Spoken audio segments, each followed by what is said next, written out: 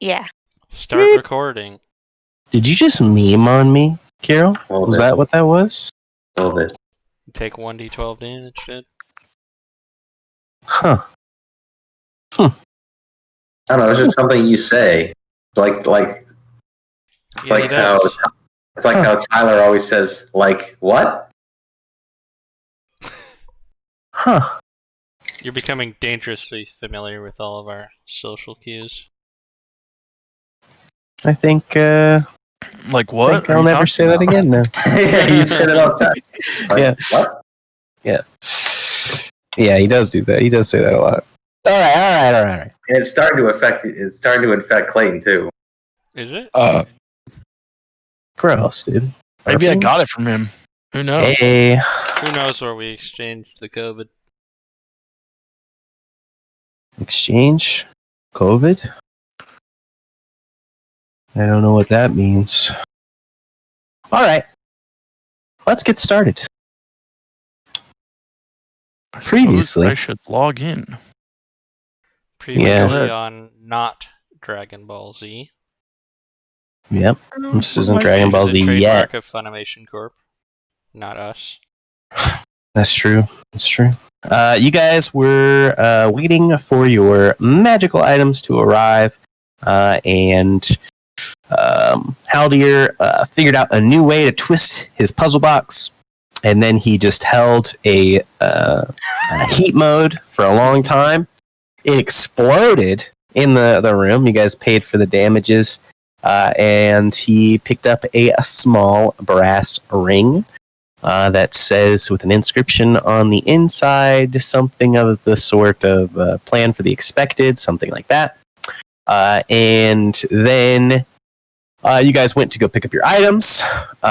You were met with an agent from that guild that basically said, I'm not going to sell you anything unless you guys can confirm to me you aren't fuckheads.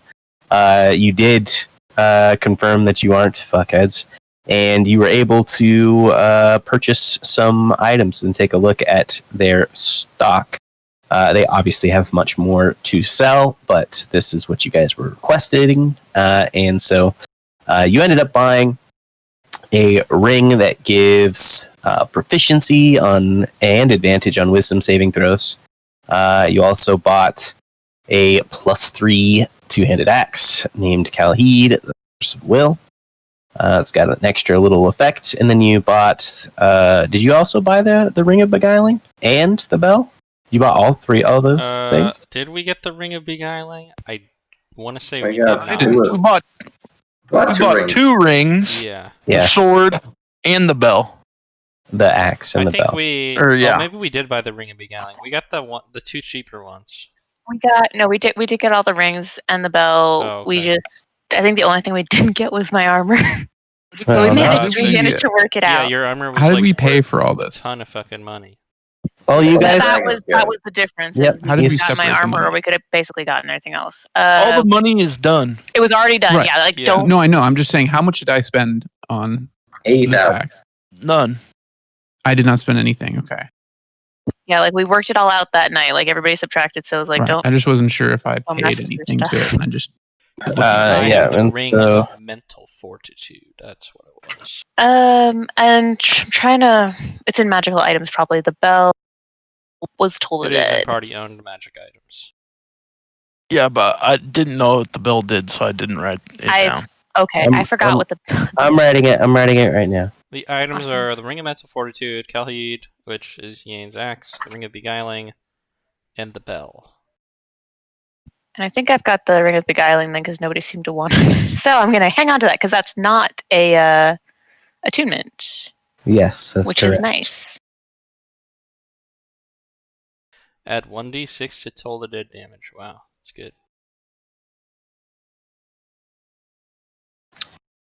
Yeah. And you guys left that shop after, and then we closed out the session. I think that there was some talk about finding the owner of that puzzle box, but other than that, I'm not exactly sure what you guys wanted to do. So, I will leave it to you. You have the better part of the day remaining to you. Where are we right now? Are we still in like We we're are just still randomly?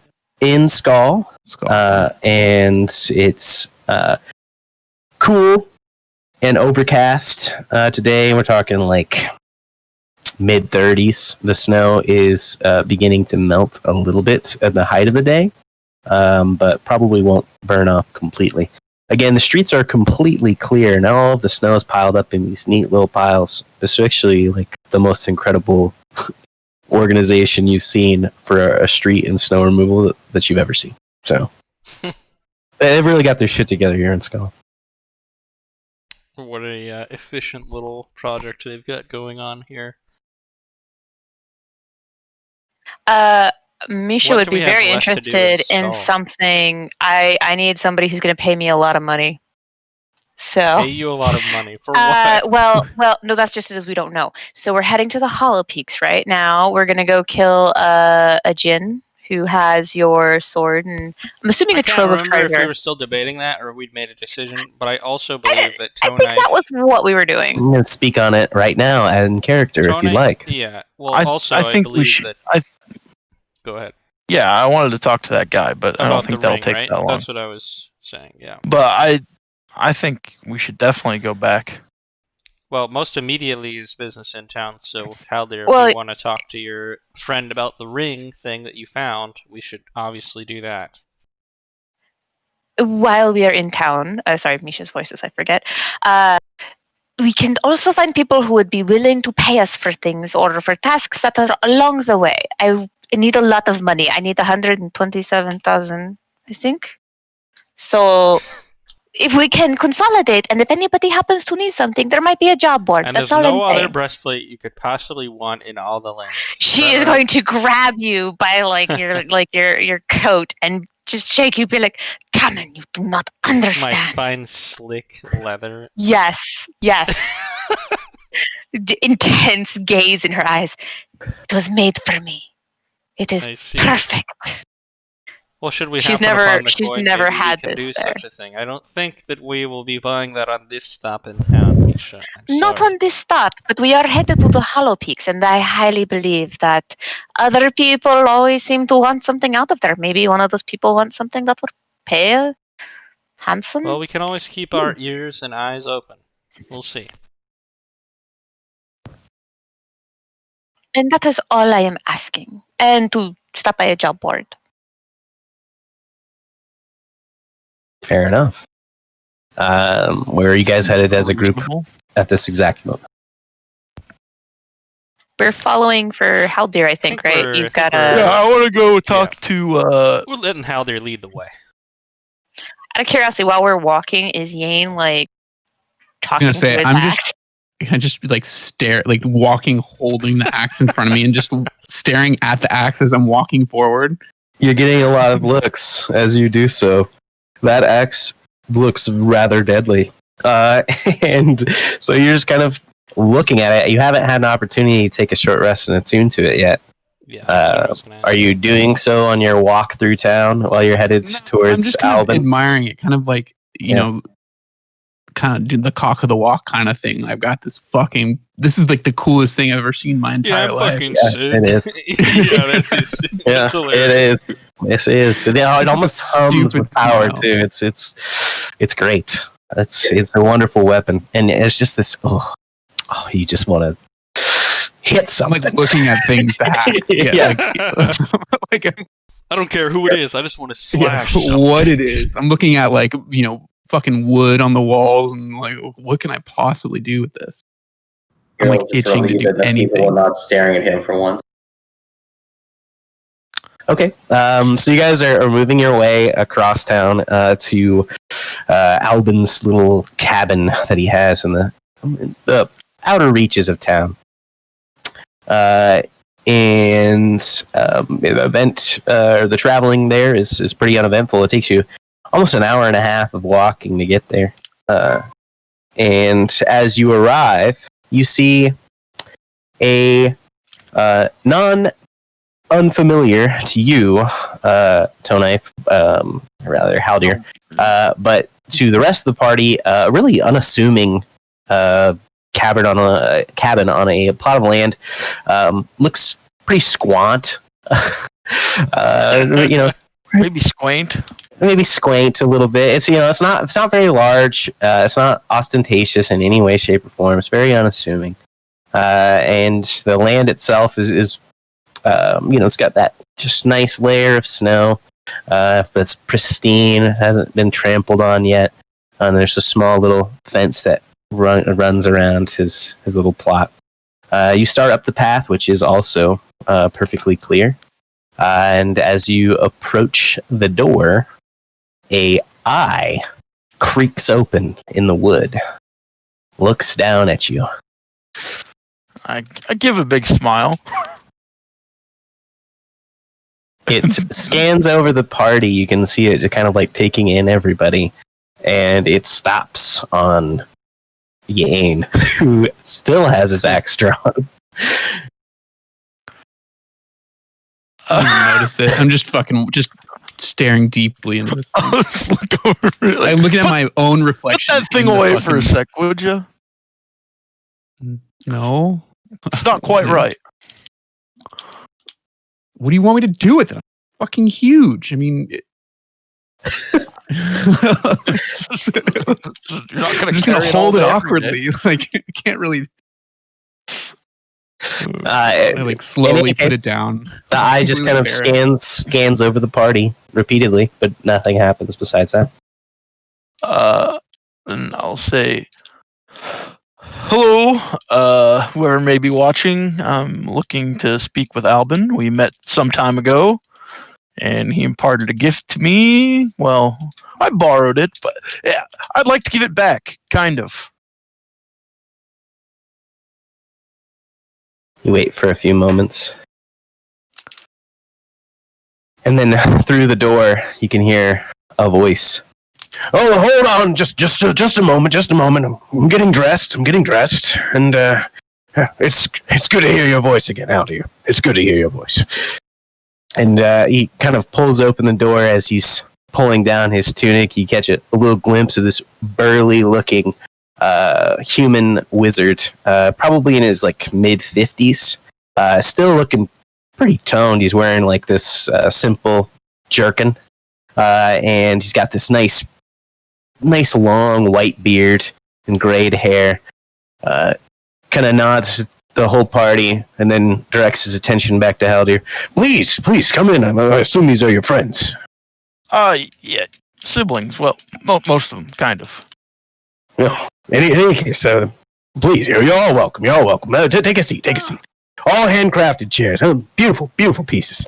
There's a nice fire that's roaring in the center of this kind of like greeting room, and there's numerous different types of like rocking chairs and finely padded dining hall chairs. It's just really weird that it's just chairs. But that's just what he has in here.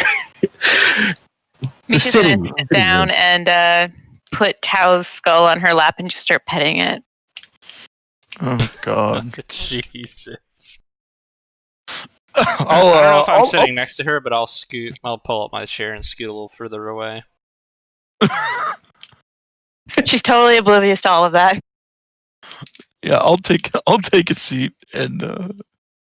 Well, Okay, so as you guys are all kind of coming in, he is like kind of ushering you in. Over there.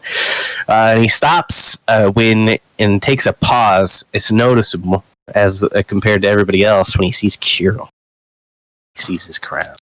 Oh, But he quickly kind of glosses over and says, over there. Yes. But he seems a little bit more excited, and he kind of steps around. I'll be with you in just a moment. I wanted to get you out of the cold, but I'm not exactly dressed. And he steps behind into the back room and kind of shouts back as he's doing so.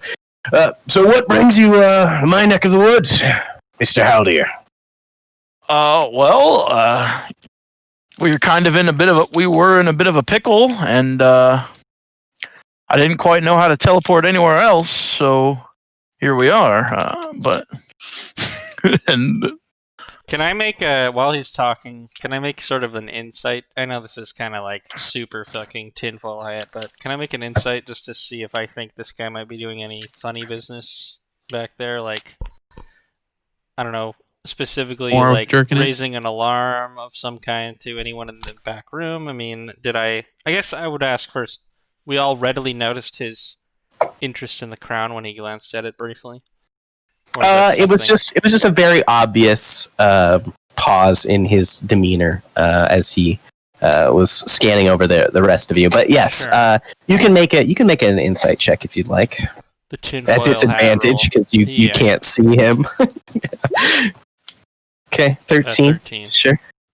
I mean, he seems like he's pretty interested in hearing what Haldir has to say, and aside from that, the sounds that you hear coming from the back room are just the sounds of like him. You can clearly hear the sound of him like Clothes and opening of like cloths. a door into Sure. a closet, Yeah, that's perhaps. fine. I just was You know, like overly It seems like he's actually just he's tamming actually doing things. something. Yep. Sure. And comes so up- I'm. Go ahead. Go ahead. I was just like, I'm responding, saying like, and then after we arrived, I was kind of messing around with this puzzle box he gave me, and Oh, I had forgotten about that. That was a long time ago. well, yeah, and I might have solved it or broken it. I'm not sure which of the two, to be quite honest with you. Well, do you have the ring? Yes. Oh, then it's solved. Yeah, it's good enough. Yeah, it did quite a number on the little inn we were staying in, I'll tell you that. Oh, that's good to hear. That's good to hear. It was gonna do that anyways, just so you know. But that's great. That's great. Just wait a couple more moments. Kind of hear a little bit grunting and such, and then he comes out in this like really tight-fitting robe that accentuates his actual very strong, muscular physique. He's looking pretty svelte. He's just looking like he's ready for a party. And he comes out and says, "Well, do you have it?" Yeah, I'll produce the ring. You take it out of your pocket or your bag of holding, and he's like, "Oh, I assumed that you would be using it. You're speaking that this has just happened." No, yeah, like 2 days ago. No. I've been rather busy, and I already equipped one ring that nearly cost me my life, and I'd have a dragon remove it, and so I'm not too keen on just throwing things on anymore these days. Sure, I understand. And your limited repertoire, you being a sorcerer and all, I understand. So this is a ring of contingency. It allows you to set certain parameters and designate a spell cast into it. And when the parameters are met, these outside forces will cause the spell to activate. Bad example, you could have it cast fireball on your corpse when you go unconscious. Bad example. But that's what it does. It does require attunement, but it can store both divine and arcane spells, which I think is quite incredible. I see. It's my gift to you as a wizard of import to Namek, one of my students in his time. Unfortunate as it is. Have you heard from Namek recently? Last I heard, he's taken up a new apprentice, some dwarf woman in Jelrin. I haven't seen him in, well, I guess not that long. A couple months, maybe. No, it's been longer than that. I'm not sure. We've been on a bit of a crazy journey, all over the continent, and it's hard to keep track of these things. Sure. Well, in any case, you seem to have been or exceeded Namek's, his realm of capabilities, as far I could say. You've quite the family here. It's a crew. It's a crew. It's kind of looking at Misha, and then at Yane, and then at Tam, and he's kind of giving him the stink eye. We are a family. Yeah. I just have my Haldir is our eyebrow raised brother. at him. You know, I'm just like, what's that saying? You can't pick your family? No.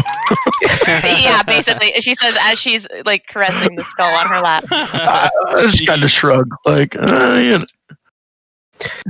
It happens. Is He's he been see through a lot, Misha you know. doing that at all? Or and Yeah. is he paying any mind to it, or is Yeah. he just like whatever? Who cares? He kind of passed over it pretty quickly. I mean, it Because definitely it's not odd, damn it, it's not odd. It's fucking odd, but that's fine. This is a weird place. But he kind of gestures down at himself. So, how do I look? Strapping as ever. Strap. That's good. Yeah. There's a party tonight. Oh, I don't know if you know this. You've only spent so much time here in Skull, but it's Foundation Day. And there's a party by Edwin Arkland. So that's where I'm headed. It kind of takes a pause. And who You know- is that, if I may ask? Edwin Arkland? The Evoker? I mean, he's one of the Secantus Arcanum big dick wizard here in Skull. And I don't really know how else to describe him. One of the founders of Skull's ancestors. Quite the chap. You know, I'm just curious if you and your family would like to be my +6. 5. My axe can't come. That's what he meant for the 6th. Yeah. Do you need bodyguards? No, I don't need any bodyguards, but I'm actually interested in bagging some ladies tonight, and Oh wow, Misha just like her eyes, like she's not now. Suddenly, it's like it all makes sense. Well, Misha's definitely not the person you want to ask for that. no. I'm after a She different keeps other class of. company, as you can see. I just mean there's the talk of the town right there, and you being who you are, coming in with me, give me a little bit more clout and maybe an icebreaker. So that's kind of my thought process. And then, it'd be good for you to rub shoulders with the top brass here in Skull. Yeah, you think he might know anything about a one? What's that fucking guy's name?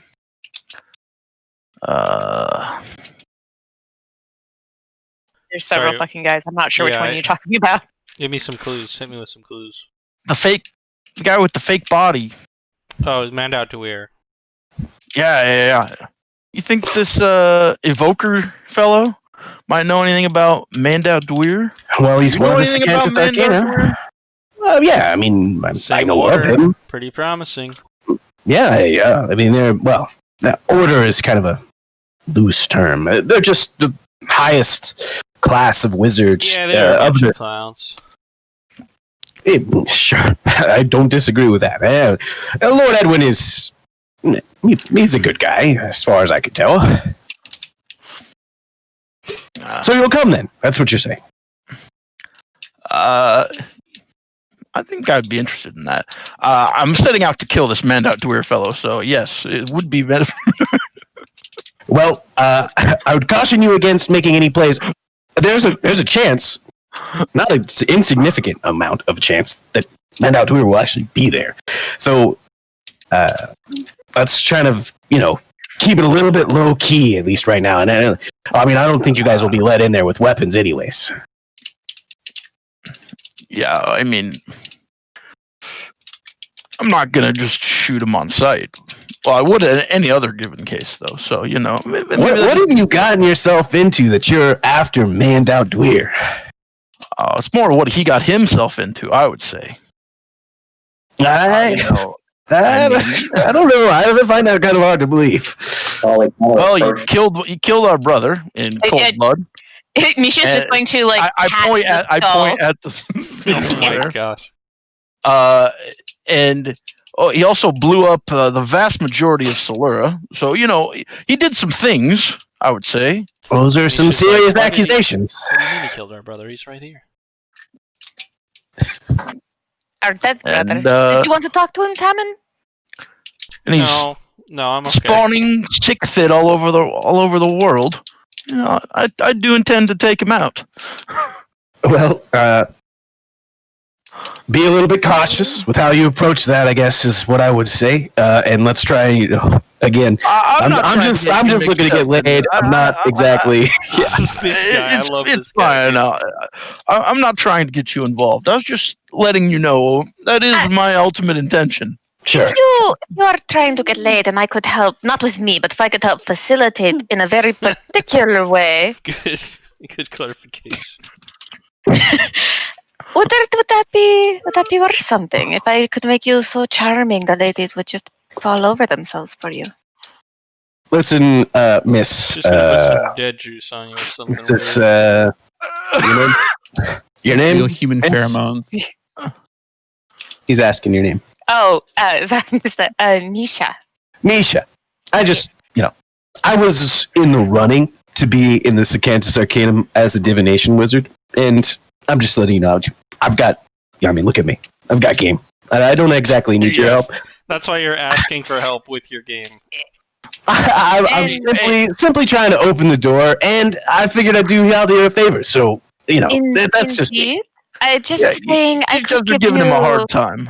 I could give you advantage on all game you would pursue tonight. I don't need it. I don't want it. Alright. Wow, There's man, your a principal. Exactly. It's gonna be in a few hours. You guys can just hang around here. I have restrooms to clean up in if you'd like to. You can just go in what you're wearing right now. It'd actually be, probably part of the aesthetic. So, yeah. Are you interested? What do you guys think? Someone there might have a desire for objects or a thing from the Hollow Peak, so yes, because they'll pay me. This is where all the money's at. These guys have all the money. Yes, that is a very fair statement. There is going to be a lot of money there. I would actually venture to guess that during that party, there will be that singular location will have the most wealth in the entire world. So, yeah. Also, small side note. I'm interested.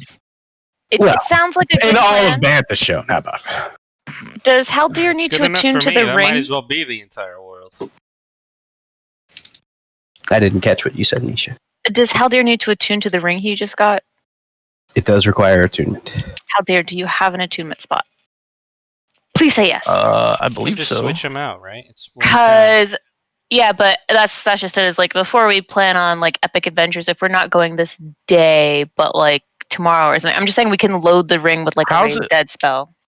How's it work, Tom? specifically? So you expend the spell slot when you when you put it in there, or put you it in expend there.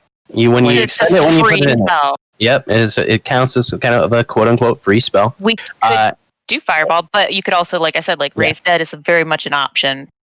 If and I shouldn't be the one to have such a ring. Someone else should. And you describe the parameters of the ring itself. So if you had it on raised dead or something of that nature, revivify, you could have it trigger to cast on X person, Y person, Z person who goes unconscious. Like first person you touch or something like that with like your hands across their chest. So the more specific the wording is, the tougher it is to trigger, but the less likely it is just going to trigger at random.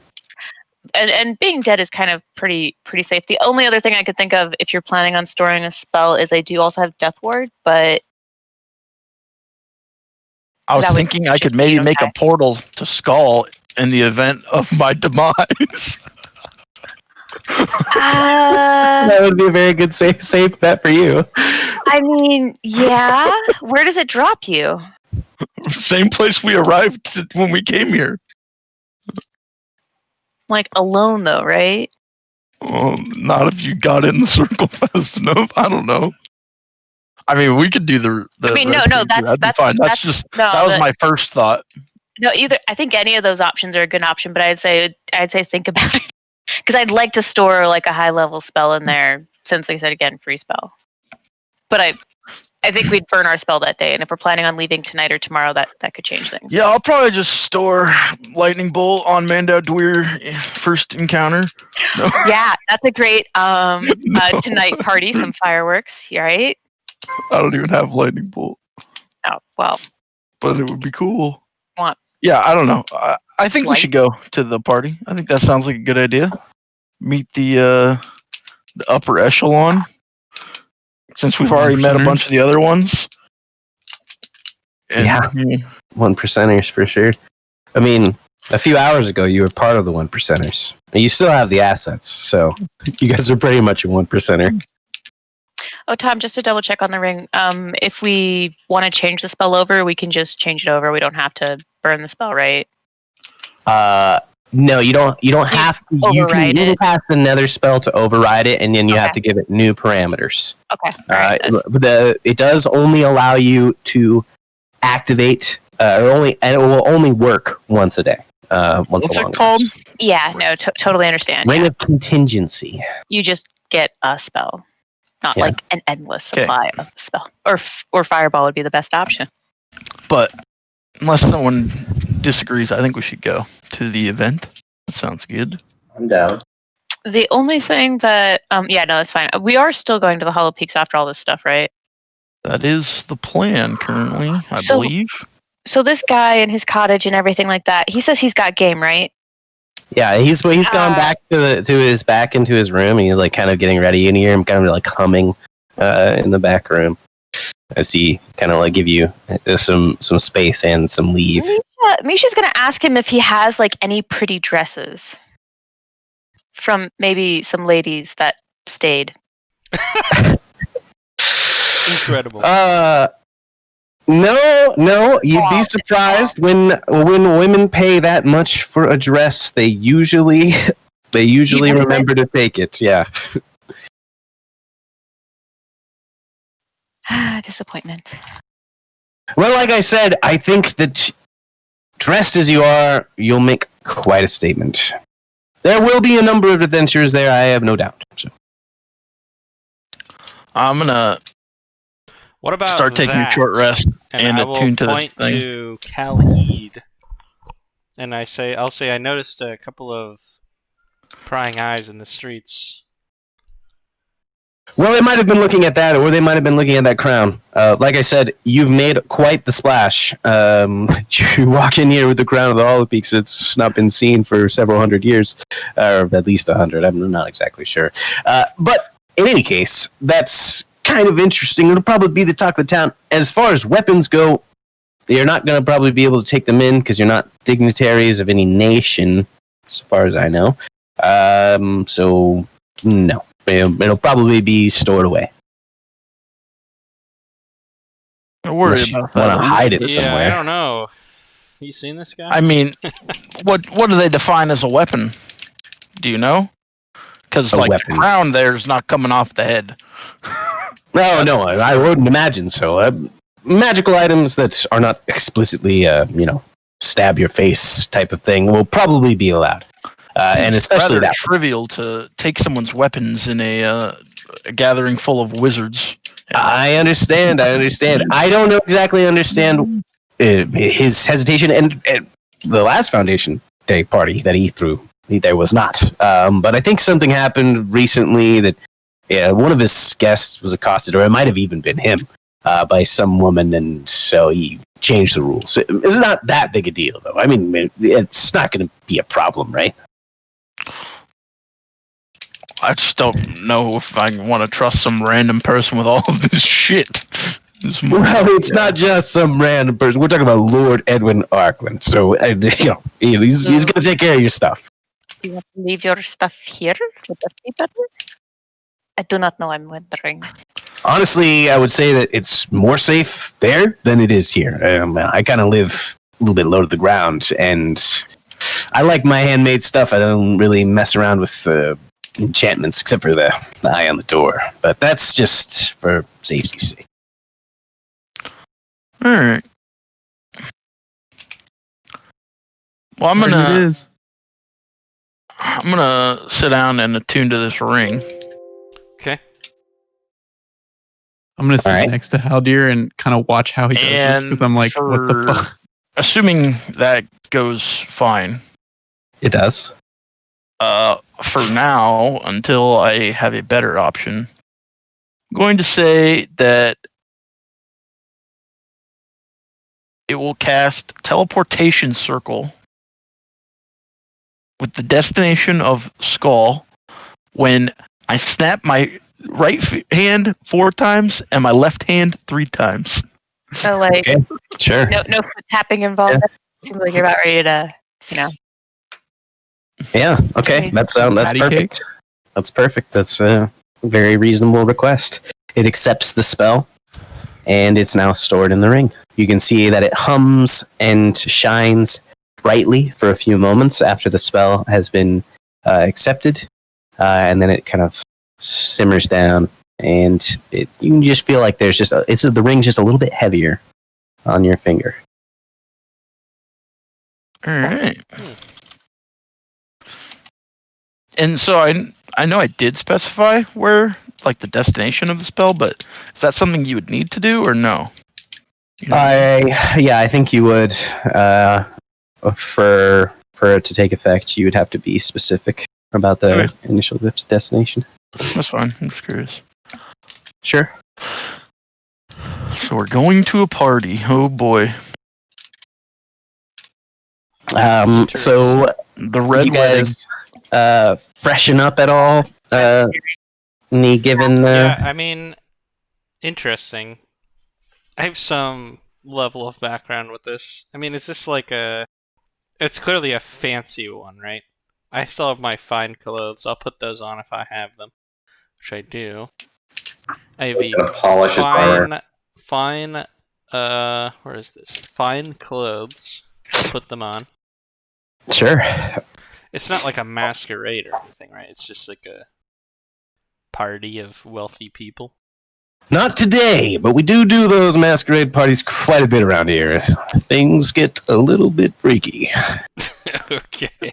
I'm gonna cast Prestidigitation and make it so Yane doesn't smell anymore. I'll take a Oh. nice, incredible, But I'm gonna fucking take Calheed and start trimming my chest hair with it. incredible. The first time that you set it to your chest, you're just like I'm just gonna trim my chest hair, and you just cut off a bunch of skin. you take a point of damage. It's extraordinarily sharp. Oh, come on!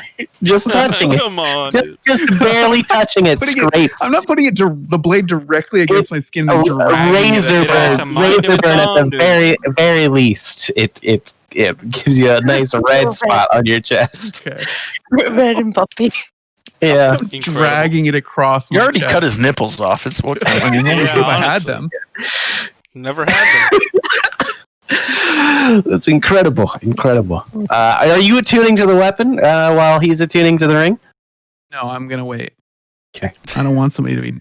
That's Nagging hilarious. at me. I don't want to lose control of my axe in the middle of this party. Sure. Okay.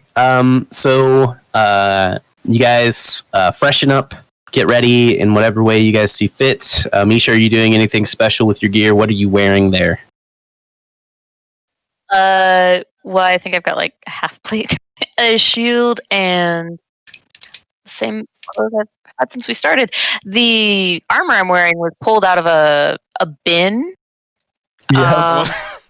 Yep. So it might be a little rough. So she might try to she'll try. She doesn't have the men spell. She's gonna try to buff it a little bit, but it's like a pointless act. By this point, this stuff is sure. made up. It's like secondhand armor, and she's just like, You look a little battle torn. Are you? Oh, go ahead, Haldir. I can cast Mend on it if that will help in any please way. God, It will definitely. help.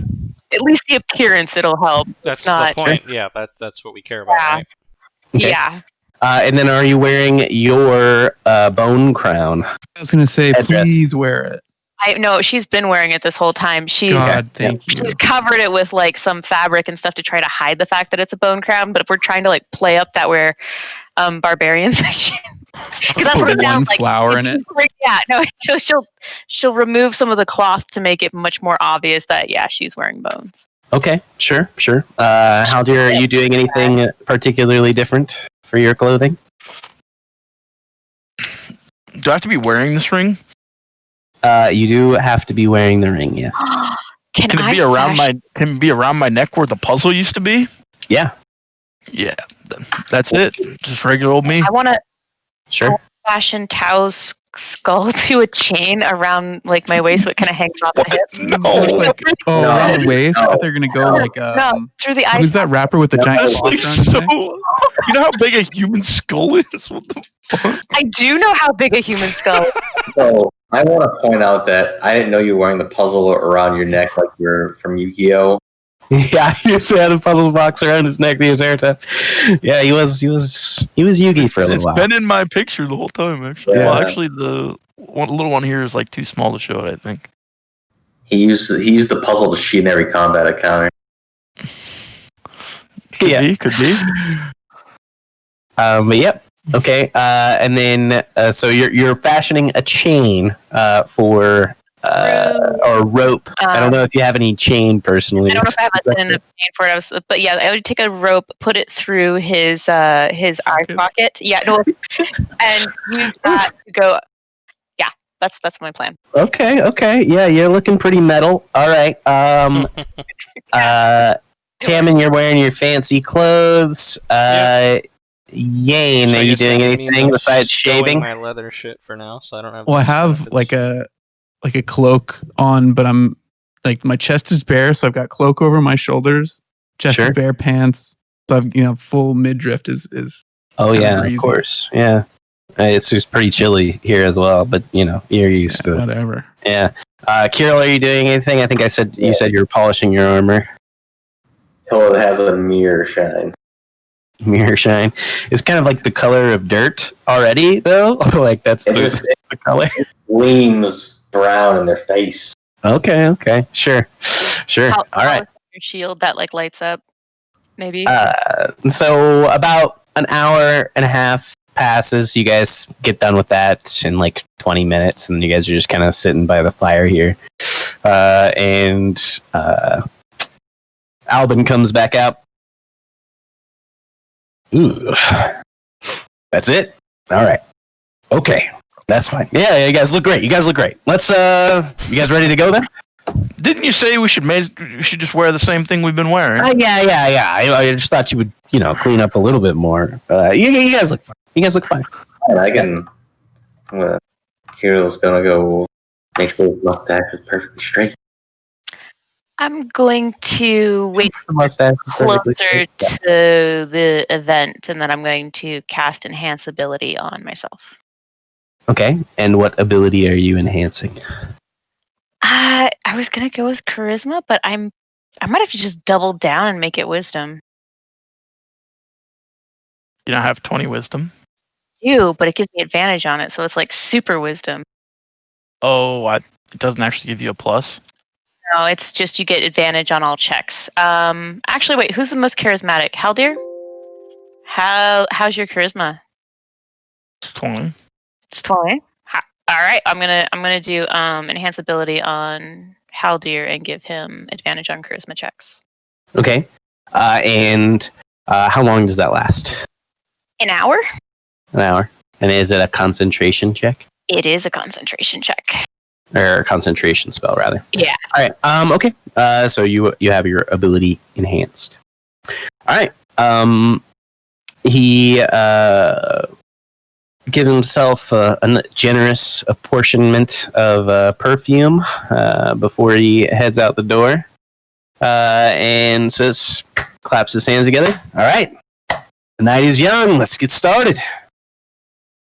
What time is it, approximately? Just After you guys traveled here and you guys got ready for a little while, it's probably close to like 5 p.m. Okay, so it's pretty early. Mm-hmm. But you also have to walk there, and it is a bit of a ways. You guys walked out of town to get there, so you guys walk for another hour and a half Oh God. back into town. And it's pretty cold, It's getting a little chilly. It's getting probably sub 30 degrees. As you guys are heading back into town, there's a light snow that begins to fall last 30 minutes of your journey. And you guys are walking along, and Alvin's kind of pointing out some things around town and just asking general things about Namek and making small talk with Haldir in general. But you guys arrive without any further event, unless you guys want to ask him anything. And you're approaching a probably like 5 or 6 storied tower. Looks to be of solid stone, and it's sheer. There's not a cut to the bricks or anything like that. Like, it just looks like it's crafted straight from or carved straight from the stone. Like one single block was placed there and has been transformed. Yeah. Yeah. You guys approach, and there's a bit of a line to get in. How big of a line we talking here? There's probably like 5 parties in front of you of 3 to 4 people. Probably more like 3 to 6 people. And they're just kind of chatting. They look like they're dignitaries from the region or from around Banthashon. They all kind of have different aesthetic and style to their clothing. They're all much more nicely dressed than you. We'll start small talking with people in front of them. The first person that you start talking to, what do you say to them? Oh, lovely evening, isn't it? Oh, yes. The snow's starting to fall. It's going to be a wonderful view from the... and he kind of looks over at you. Like, oh, you're the guy. I suppose that's true? What have you heard?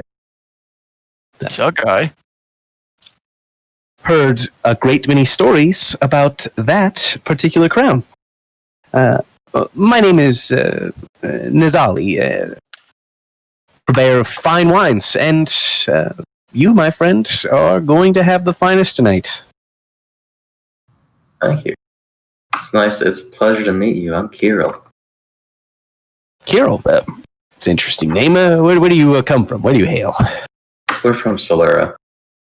My condolences.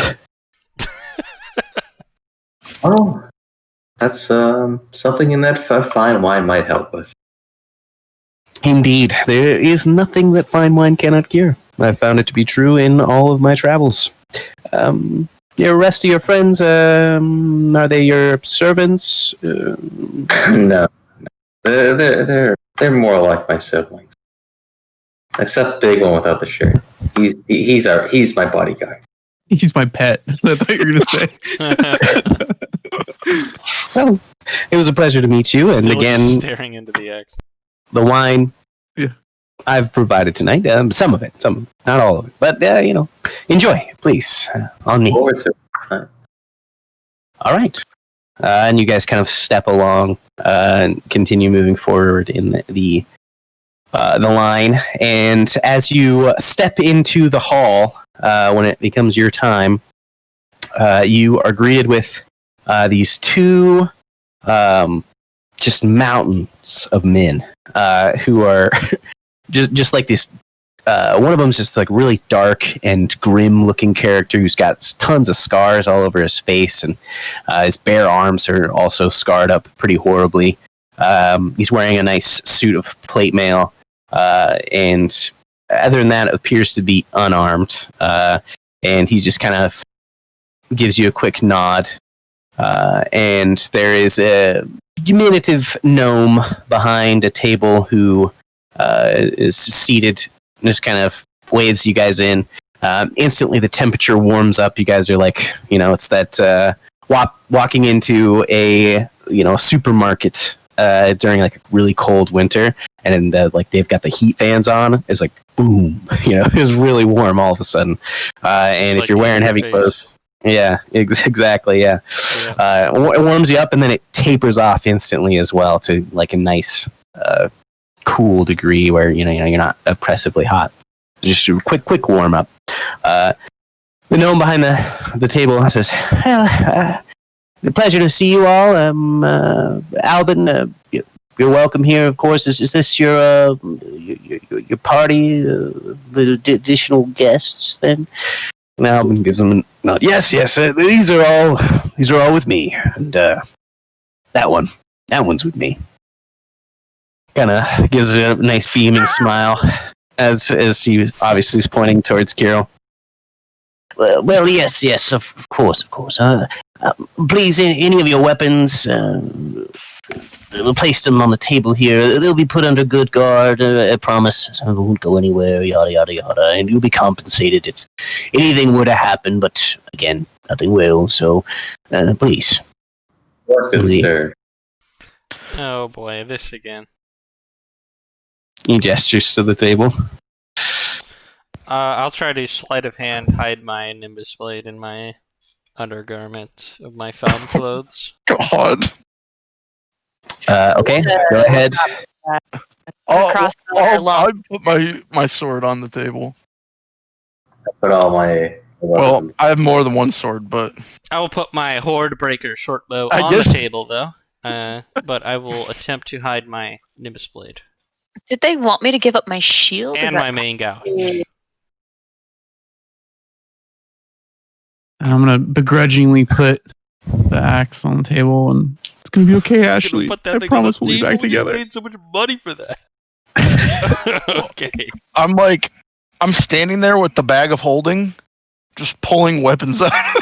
Because I have so many freaking weapons. That's hilarious. Yeah. He's like, all right. You could just leave the bag of holding here. That's Well, it's got other things in it besides weapons. And so I'm pulling out like a crossbow, my sword, my other sword, You can technically like a just lava flip it and spear, flip it upside down, right? some daggers. I don't know. Yeah. I imagine Sure. this is somewhat commonplace for the people here. These are wizards, are they not? Well, Yeah. no, but, Okay. intentional. That you guys eventually, barring the Nimbus blade, have disarmed yourselves. They do not request your shield. You're capable of She is not holding it. given then. It's Yeah. on her back. Might as well be Yeah. decorative. When you say your shield, do you mean Misha's or mine? I mean, I'm wearing that like flavor item that is effectively a buckler, but not Yeah. actually one. Just Yours, curious. it isn't. It looks more like a rod, right? So it's Kind of, it. yeah. It looks it to them seems more of a weapon, but they don't really give you any pause if you try and take it. But as you start to cross the threshold into the main hall of this tower, the opposite guard, who I did not describe, who's rather Nordic looking, also just gigantic, puts his hand on your chest Big man. and says, "Oh, I think you have one more thing you need to give up." Oh, you're right. How clumsy of me. And I'll produce the main gouge, the side item. And he grabs you by the shoulder and says, "That wasn't what I was talking about." You can feel his grip getting a little bit more tense on you. Is there going to be a problem? Okay. All right. Fine. You got me. I don't like to be ill-equipped. And I'll pull out the Nimbus blade. He set it on the table, and they start Mm-hmm. shuttling away the items, and the next person in line's called, but you guys are free to enter the main hall. As you do so, or before you do so, rather, Albin just kind of turns. So, we'll walk in together. You guys don't have to hang around me, but just want to be seen walking in with you, greet a couple people, and go from there. And then I'll go about my business, and make yourselves at home and do whatever. Just stay out of my way. Yeah. Well, this guy's I'll gonna give crush him a some nod. goods. Jeez. What did you just say, Haldir? I'll just give him a nod. Mm-hmm. Yeah, Wouldn't want to interfere with the master at work.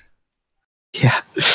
So you guys continue into this elegantly designed hall where there's these wonderful tapestries and paintings hanging from the wall that are worth several thousand gold pieces a piece. The main kind of motif in the pageantry of the hall, this particular celebration is kind of like this teal, blue, and the silver colors. So kind of like the main colors of Skull, or like what they fashion as their crest colors, I guess.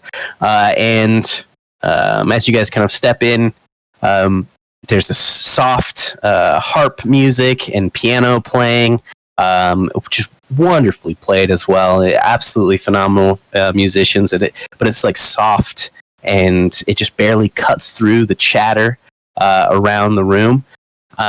There's tons of extraordinarily well-dressed individuals in this room that all kind of take a pause as you guys kind of step into the hall, and you're like, oh, wow.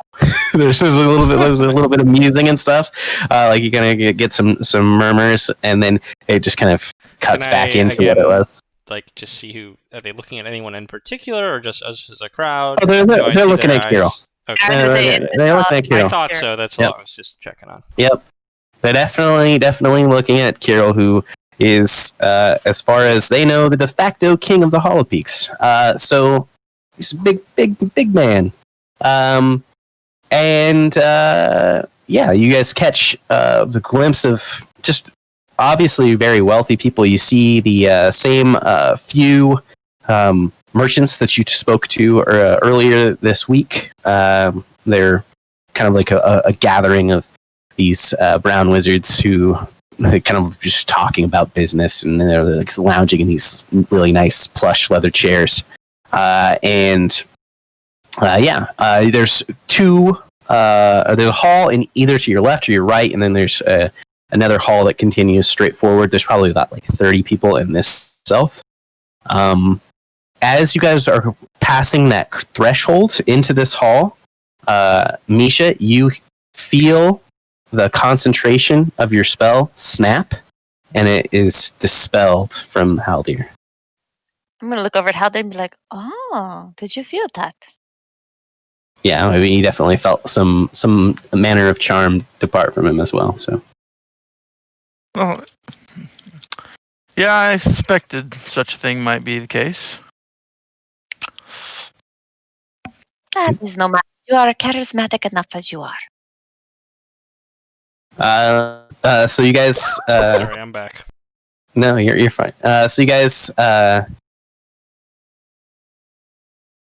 continue on into this hall. I mean, Albin, the moment that he's seen coming in with you guys, instantly just like runs over to this punch bowl and starts chatting with these group of wizardly looking ladies. Yeah, so what are people, I mean, just to be clear, like, people are just like hanging out effectively, like, Oh yeah, it's having drinks. Yep, exactly. Nothing Yeah. like- There's nothing else really going on, right? Yep, that's exactly right. Most people are just drinking, they're listening to music, talking, just rubbing shoulders, basically. And they're like, they have like a bar that they're operating. Yep. In this room, there's a couple of fountains that are one's perpetually pouring what initially looks like blood, but it is just this deep red wine. And there's a gentleman who's standing next to it with a goblet.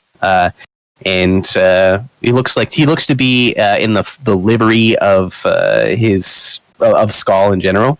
So it looks like maybe like he's a servant or something in that regard.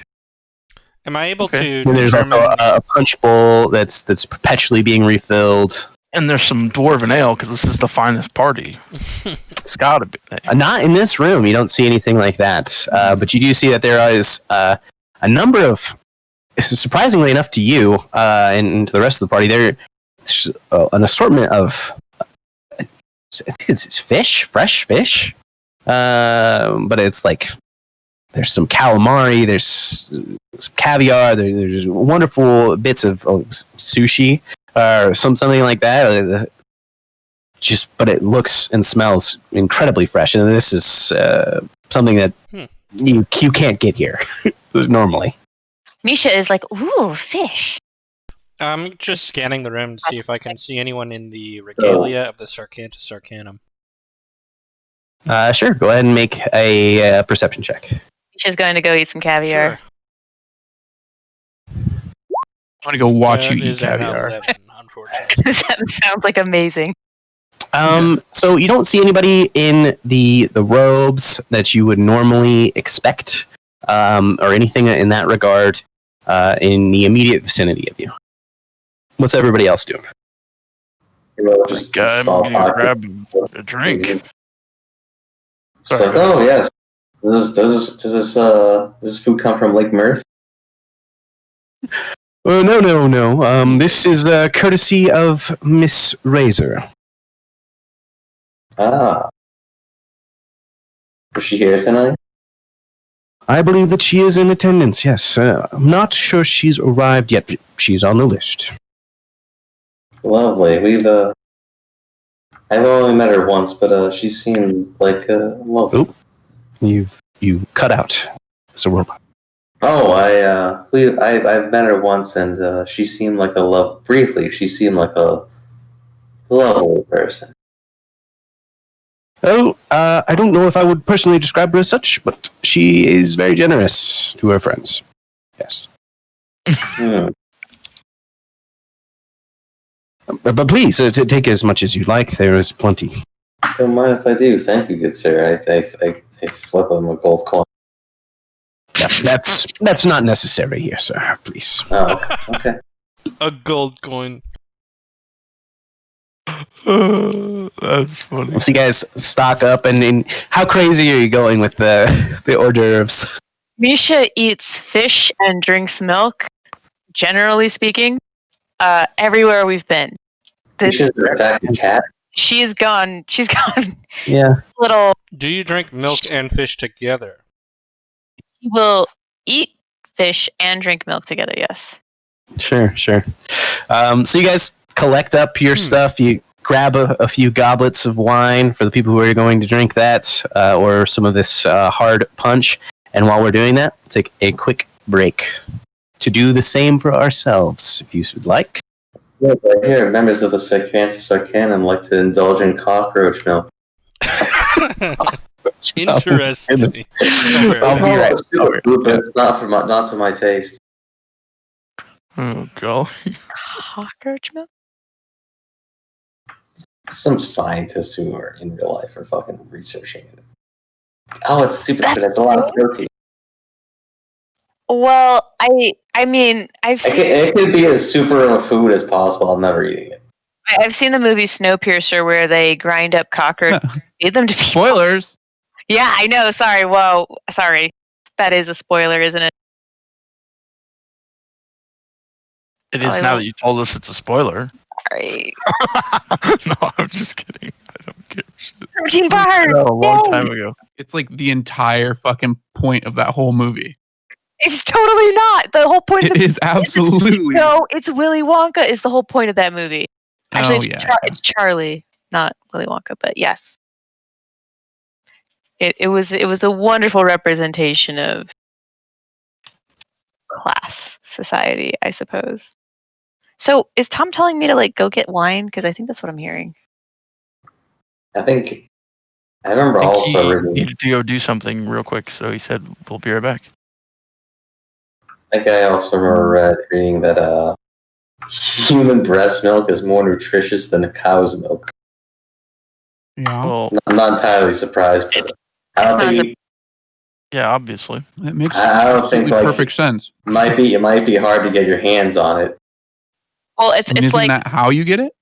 it's kind of one of those ones where it's like technically cow's milk is probably perfectly balanced for a cow. Yeah, exactly, but I guess. it's kind of hard to get you like, hey, can I have a drink, miss? Your baby seems to be full.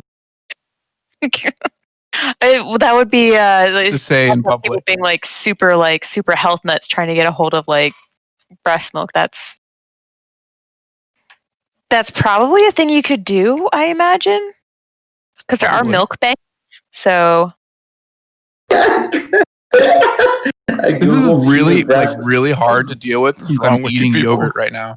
I googled how human breast milk for sale, and there was people always ask, how much do bodybuilders pay for breast milk?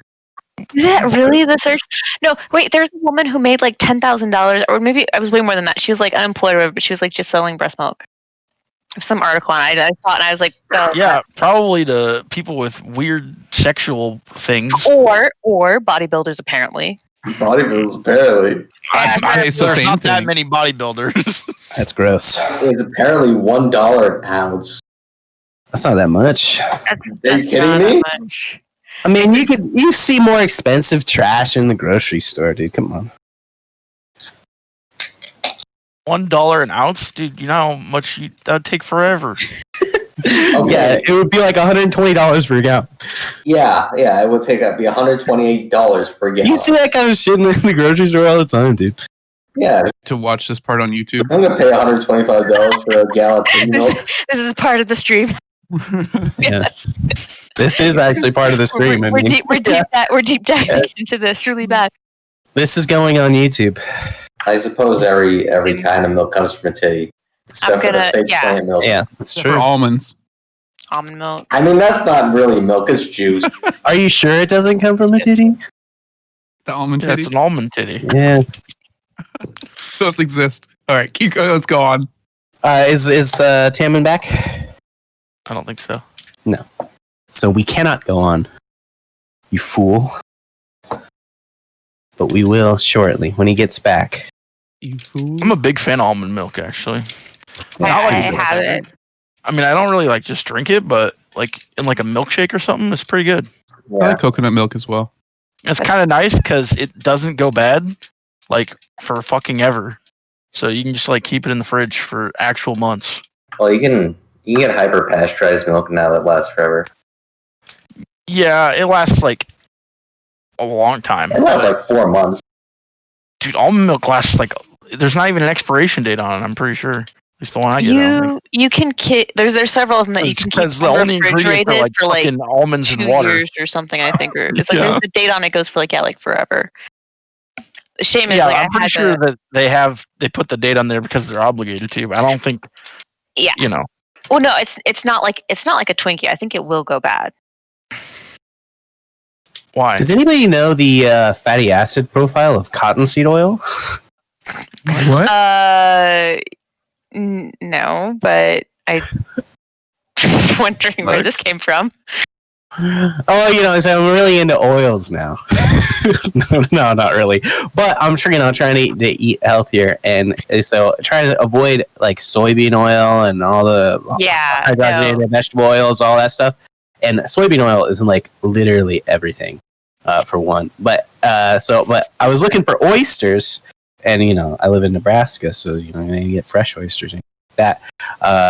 And the only oils that they had, or oysters that they had, were oysters and cottonseed oil, and I haven't heard anything about it. So I think rapeseed's supposed to be really good. It's like really high omega. that's good. That's what you You're trying want. to get like canned oysters or something? Yeah. Well, that's the only option that I really had. But I mean, I don't know. Other oysters would be better, I suppose. Do you like oysters?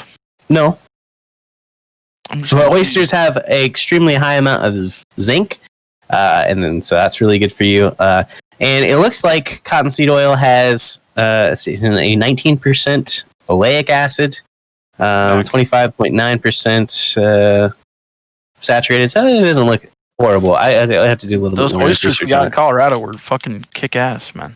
That's just a good I don't point. think you had any though. No, I did not. Ooh. All right. Oysters are snot balls. Yeah, well, they have a lot of zinc in them, and they're the best source of natural zinc. Can you imagine being the first guy to ever eat one? Be like, that guy must have been so fucking hungry. Just looking Yeah, at that probably. thing, he's like, yeah, I want to eat this. I don't know, yeah. But there are oysters there at the party as you guys are kind of looking around, eating all sorts of Incredible. weird fresh fish. And you guys are just enjoying your little stay at the snack bar. How long do you guys stay there? Are you guys like just filling up plates, or what? I'm just so sipping a drink, looking around. I'm not really, how eating good too is much. this fish? It's incredible. I'll look at Misha's- Misha for the food and then decide if I want to eat. For Misha fish is or- very happily like nom. All right, That's maybe so I'll look at good." Kirill first because Misha's very enthusiastic about seemingly everything that she does. Carol's just chowing down and making small talk with randos. All right, I'll take a crack. He's like Carol is trying to subtly Take a cracker say- and find some cheese. it's subtly subtly insult the Sacantus Arcanum. I'm just Yes, definitely Okay. good that you should be doing that. I'm just hanging out. I assume there's like seating of some variety. There are a number of like lounge chairs. Everything's actually pretty much taken up in this room. But there are 3 other halls that you move into. Otherwise, I mean, you could sit down, but there'd be like 1 seat for you, and then there'd be no seats for the rest of your party and stuff like that. In that case, I'll just I'm like just big chillin' peruse looking around. around. Yeah, with sure, a drink sure. in hand. So you guys are just kind And, of like, yeah. I'm just gonna observe, and if I see I'll anything walk up to Haldir. interesting, Can you let me believe know. this? Are they doing dancing? Is this like a ball thing, or is this like a?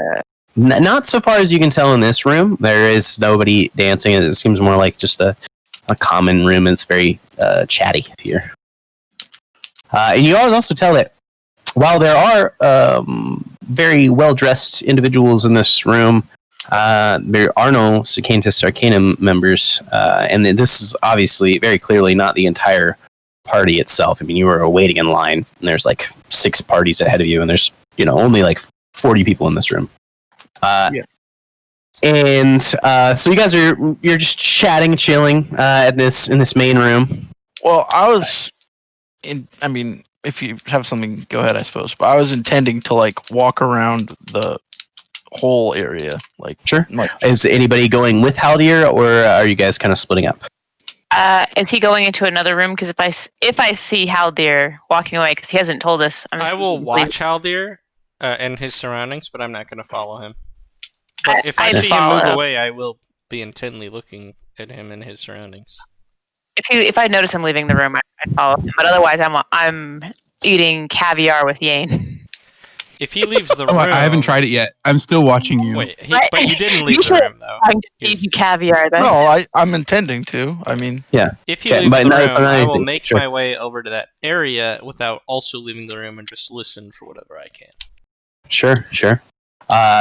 So Kirill, after a few moments of you kind of like small talking with these people, a figure catches all of your guys' eyes, but specifically Kirill as he kind of saunters over to you. And you see a large orc, full-blooded orc. He's wearing nice clothes for an orc, but it's just mostly just like a really nice, tight-fitted shirt, button up, and pants that he looks very awkward in.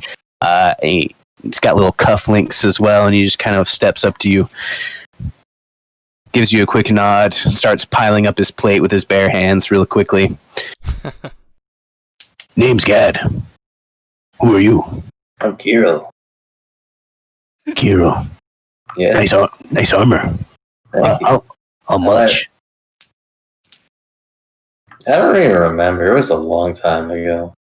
No, how much do you want for it? I'm not. I don't think anything's solid. 25 warriors? 25. How much is a warrior? What do you mean? Warrior. One warrior. Conversation ever. I love this. Do you have warrior thralls that you're trying to sell me? I am chieftain of Stratid tribe. I sell you warriors for your armor. I don't think I could accept your warriors. I'm sorry. 50 warriors. Whoa. I'll have to pass. I don't want to put your men in danger. Kind of flares his nostrils. 50 warriors, 10 champions. Final offer.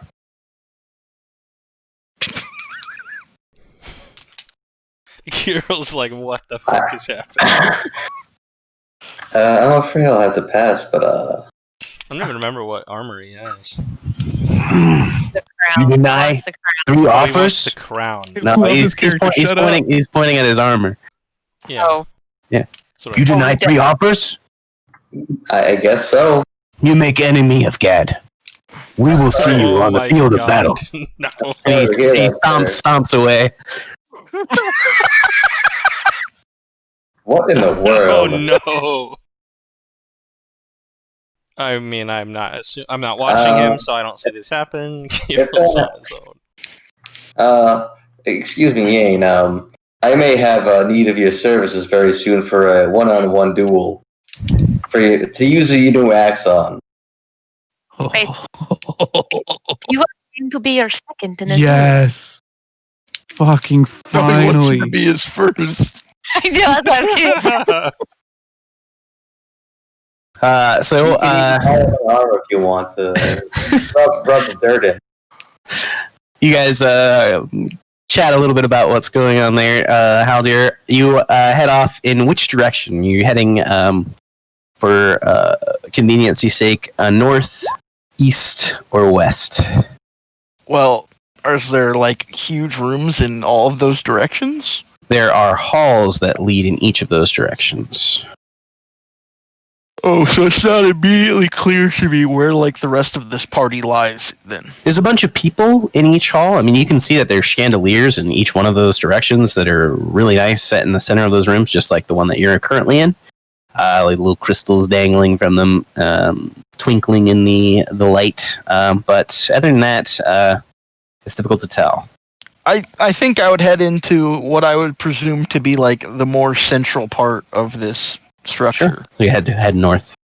I'll follow I'm him not- over that I'm rate, not like 20 feet attempting behind. to like wander around the premises or anything like that. I just, I want to walk through the party and like, Sure. take note if I see anyone I recognize or of anyone of import or anything like that. Yeah. So you guys, or you rather, start heading down that hall, and you see more merchants and wizards. Some of them kind of look familiar to you, like you've seen them while you were around town with Namek. A few of them are kind of giving you just like a quick little glance, but not really a whole lot of note. And as you kind of step through this hall, you can see almost like a haze that is separated from the rest, as there's like a invisible wall of air that's keeping this haze pushed back. And you can see into it as you get closer to it that there's a smoking room. And do you step into it? Probably. You can see very clearly there's again just tons of these lounge chairs, and there's a smell of sweet tobacco in the air. There's a few fireplaces, and it's just a little bit warmer in this room in general. The people are drinking a little bit harder alcohol, and you see some more aged wizards who are just kind of sipping at this stuff in these big armchairs, and they're chatting about, you can overhear some conversations about like this school of magic is better than this school of magic, and that guy's overrated, his theories are debunked, and just random garbage kind of going on. You do see close to one of the larger fireplaces to the left, and a kind of a crowd almost, you would say, as opposed to the rest of this room, of a bunch of people who are kind of standing, and some of them are like sitting like the arms of these chairs, of these couches. But you can't really see what they're like centered around. Does it look like they're all like paying attention to something, or they're It just? does, yep. I mean, I would approach ish. Like, I don't really necessarily want to walk up to this group of people, and so if I can't figure out what they're doing without doing that, I won't. But You can make a perception check if you'd like. sure. 20. Yeah. So you kind of give it a once over pass, and so in this room, previously there was 4 directions. There was a south, a north, an east, and a west in the previous room that you're in. This one, there is only an east and a west and a south. The far door, the north door, is closed off. And to the left of that door, there's that fireplace with all the people kind of surrounding it. As you kind of like walk by it towards this like selection of brandies and whiskeys and scotches, you kind of catch a little bit of ooh and ah, and you kind of can see through the shoulders of those people that there is a rather handsome man. He's got long brown hair and a nice flowing, silky looking brown beard as well. And you can see that he is wearing beautiful robes that do have the stylings of the Sacantus Arcanum. And next to him is a younger gentleman who has a much different look and manner to him. He's younger. He's got kind of like short-cut blonde hair.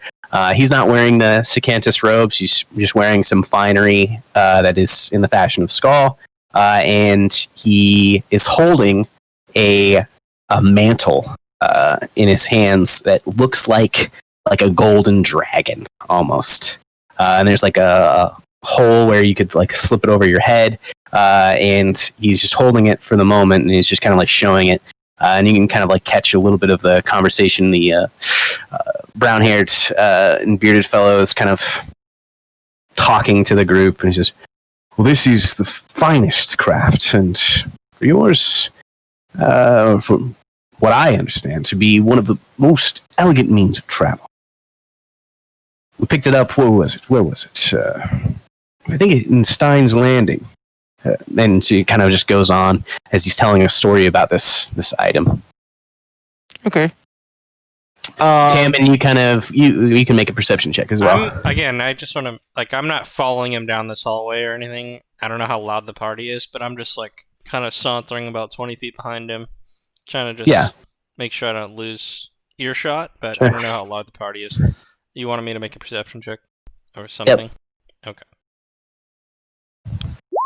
And so 23.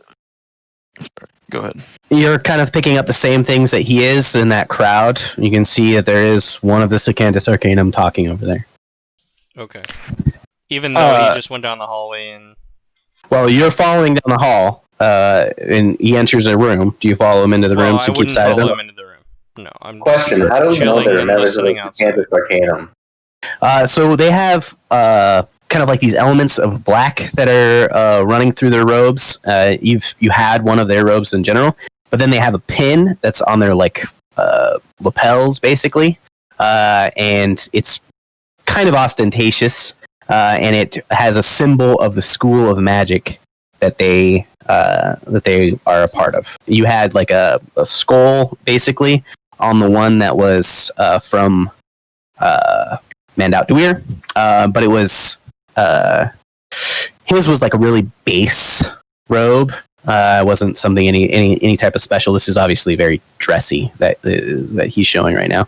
You also met Adan, the artificer, and he had one that was of similar. It was like a traveling version of this robe. Yeah. And just this like the little crown object thing they're messing around with or showing off. Mantle. It doesn't ring any bells with me or anything like that. It doesn't sound like anything I would recognize. It's nothing that you've seen. Yeah. All right. Well, I think I would just acknowledge that and continue ambling around the party. Okay. You notice after a few moments that the group kind of backs up and backs away. Do you kind of keep your eye on that situation, or are you just kind of moving on in the party? I mean, in that case, I'd probably turn and give it a look, yeah. So you kind of hear a voice raise up, and you can see it's the Sacantus wizard. A demonstration. He produces a vial from his cloak, probably like 3 or 4 inches long. He unstoppers it. And he drops just a small amount of whatever this liquid is into the head this mantle that's fashioned as a golden dragon, and you can see it shift and warp out of the man's hands that's holding it, and a young gold dragon appears in the room. And everybody is like taking steps back, and they're like just in awe. And Tammin, you're a ways back, but you can see that there is now a rather large golden dragon in that room. Again, you can see I'm it. just kind of being inconspicuous. Okay. Yeah, I mean the halls are very straight. Yeah. Sure. It's not large by the sake of a dragon, right? In the means of a dragon, no. It's like a dragon wing. Like what are we talking here? Like 5 foot long or something? 6? No, Like 10 like it looks like a young dragon, so probably 25 feet in length. Maybe 15 feet tall, something in that ballpark when it's standing up. Yeah. Okay. No, kind of flexes its wings for a moment. Looks around at the group, and then it starts to shrink back down and away. And then there's more like an excited, invigorated conversation that's happening around it, and you can hear a voice kind of cut through. All right. I know it's impressive. No need to bombard me with questions. And he kind of looks around and past the people as he does this, and he kind of catches eyes with you, Haldir, just for like a brief moment. Moves on, starts talking with the rest of the group, kind of explaining what's going on with the piece. You said it was a gold dragon? Yep. Interesting. Okay. Well, we'll continue on. So Sure. I'm quite interested in that whole deal. And so Am I a gold dragon thing? I think maybe. I don't remember. I don't remember what you are, but that might be something to remember. In any case, I'm the good fire one. There's only like one of them, so whatever that is, I don't know. Anyway, go ahead. Yeah. So that looks like even more of a weapon than I was imagining, you, Kirk. So they definitely would have taken that from you as well. That's right. I suspected as much. Yeah. And what were you saying, Haldir? You're just moving along with the party. Yeah, you're taking a east or west approach to the rest of the rooms. I suppose like west is fine. It doesn't really matter. Sure. Okay. I'm just trying to get my bearings. See if I notice anything that I think's like kind of worth taking an interest in, or worth approaching somebody and talking to them. That kind of took a little while, so we'll go back to the party that's in the front of the room. So you guys are still chilling. Gad had sauntered off after being rejected by by Kirill on his offer to purchase his armor.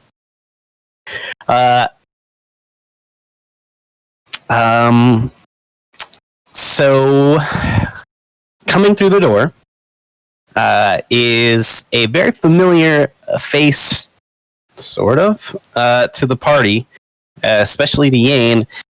You see Donovan. Oh. He's stepping in. Oh man. He doesn't have his blade with him. He seems to have departed with it, but still is wearing his mask and in his traditional black leathers as well. And kind of takes stock of the room. Doesn't take particular note of any of you, and begins to kind of converse with a few people around him, just for a few moments, and then he starts to head directly to the back hall, which is the direction that Haldir went. Okay. Misha, what are you doing right this second? She's been trying to feed you caviar. Okay. So I'm gonna grab you. I'm gonna grab you by the arm. That's so funny. I'm gonna grab you by the arm. I'm gonna lead you kind of towards where he is, and I'm gonna we're within earshot, and then I'm just gonna laugh as loud as I can. She's got caviar in her hand. Still. Misha is not. She's not good with people. She's very aware of at least like the attention thing, and then she'll just go ha ha ha. I'll give you that I move my eyes really quickly towards him and then back to you. You do that a couple times, like, you look. Hey, look Oh, at this yeah. kind of situation. Yeah. Okay. I'm just so fucking nervous. Like, I'm obviously trying to get his attention. So I'm, do that, oh, hey, kind of thing. That's hilarious. So if Misha realizes that you're trying to get his attention, you're not just nervous about it, she's going to turn around and go, Donovan! Oh my god. Okay. I'm gonna kind of like jump in my skin, She's like one arm Tone, waving while the other exactly. hand is holding caviar and just being. So you make a considerable amount of noise over the rest of the party that is in here. You can see that Donovan's already kind of walked past you guys, but he stops like mid-step, and you can see his shoulders are kind of tense, and he kind of rolls them back. He turns his head slightly towards you. As far as she knows, this is his regular state. Yeah. Turns back and continues to walk towards the back room. I'm gonna give Misha the look of like pure sadness. Jane, why does your master not want to talk to you? I don't think he's my master anymore. She's like gonna gently pat his shoulder because she has like absolute love for the guy who taught her back at their temple. Like, Sure. she's like she feels this like on a really emotional level. Jane, do you want me to talk to Donovan for you? No. Can we just have more caviar? Okay, now she has to go do this. Jane, you stay here. I'll be back. She's gonna give him her caviar and her milk, which somehow she has. I'm holding it Caviar like a and dog milk, that you haven't told that he can eat it yet. Like, I'm just staring at this. Yeah, she's gonna work her way through the crowd, and Oh, yeah. Is that something we're aware of? Like, I don't you think we're definitely on the heard same my page. laugh. This was after. No. I'm Afterward, saying- I think. I'm asking, do we talk about, or is he not your master anymore? Is that something Yes. we I'm not. know? I don't remember Yeah, that. no, you guys were there. You guys were there. You mentioned it when you guys were in the It was like the crashed flying castle thing. the crashed I remember home. being Yeah, there. the I crashed couldn't house. Remember? that Yep. specific- So okay. he dismissed him and the other gentleman whose name I'm forgetting at this exact moment, but he dismissed both of them and said that basically your services are not needed anymore. This is going to be a job that they're taking on is going to be strictly for those officers that were present. And they said that, you might be able to help in the task ahead in a few weeks' time if you guys come more prepared. That's basically what they said. Yeah, I remember that. Yeah. I just I didn't thought remember the other that he part. like completely kicked me out. Like, I remember it being a way bigger deal. I think Maybe it was to you, Well, I but think it was that's like, the amount of like, it. I'm releasing you from my, Yeah, slavery. you're not part of the organization anymore, or the band I of got the Unum, which is a pretty big deal. that would be a Right. big deal. But I got the impression you were released, but it was more along the lines of like, go help these helpless schmucks, kind of a scenario. But you couldn't do Like, that when you're not. still with Yeah, us. you don't need to come check in with me. You just make sure that they. Yeah. But I didn't really like. Yane doesn't understand that portion of it. It's more like, the person he looks up to the most, respect and whatever, has just completely dismissed him. And I took it as face value. Like, this is something that deeply, like, they don't need me, or I'm not worthy. I'm not like good enough to do this. I didn't take it as like, oh yeah, now we can help. Like, I'm freeing you of your burden of coming and checking in or whatever. Could be ulterior motives. That was probably how Misha originally took it. So like, if you took it a different way, like that totally makes sense. But seeing obviously how this has greatly affected you, and yeah, like she totally gets that because like her own like teacher, 100% the same thing. She has to go talk to Donovan. I'm sorry. Okay, so you're sauntering after him. You're kind of pushing, and he's making a pretty good pace himself. But you continue to follow him. Kirill, what are you up to? Tagging along with the game. So you're gonna Yane is what is Yane standing doing? there. Yeah, so Yane's standing there, and Misha's going after Donovan. What are you doing? Just hanging with the gang. I'm just gonna walk over to Ian like something wrong, buddy. something wrong? Did you not just see what happened? No. Well, it was important. Well, Don't worry about it. I have a giant orc for you to kill. So you guys are talking about that. Yeah, I'm already perked up. Misha, you're following after Donovan, and you're like probably like 15 steps behind him at this point. And the hall that you're in, there's a number of people who are, they're not in the mid center of the hall. They're kind of like on either side out of the walkway. Kind of just like chatting, leaned up against stuff. There's small sitting tables with some chairs. But to the left of this hall, there's a small door. And to the right, there's another, and they look to be like the privies. So you have like a couple of servants that are standing adjacent to them. And he turns to the left as you get closer to him and starts to walk into what appears to be the men's room. Very, very confidently, she'll let him like go in and then follow behind. Yep. The servant almost begins to say something, and then like looks at you, and you are bedecked in bones. You do not say no to this woman.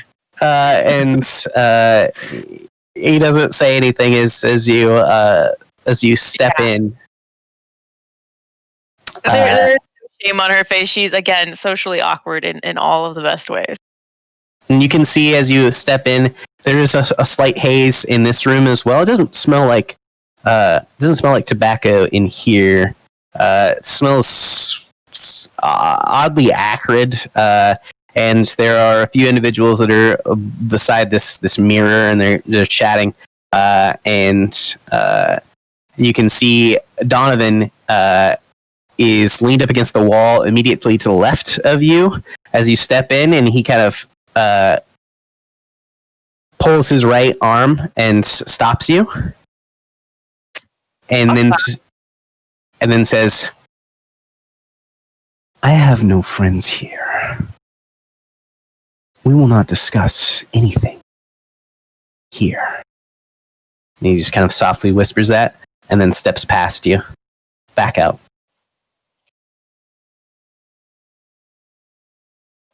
Cold. Are the men still in the privies there? Yeah, the guys are like looking at you like, what is like, going on? Look at Donovan, look back at the guys who are in the privy, and just kind of like again, like unabashedly, like just staring at them, like, okay, before she leaves. Okay. Donovan had taken an immediate left after stepping out of that room.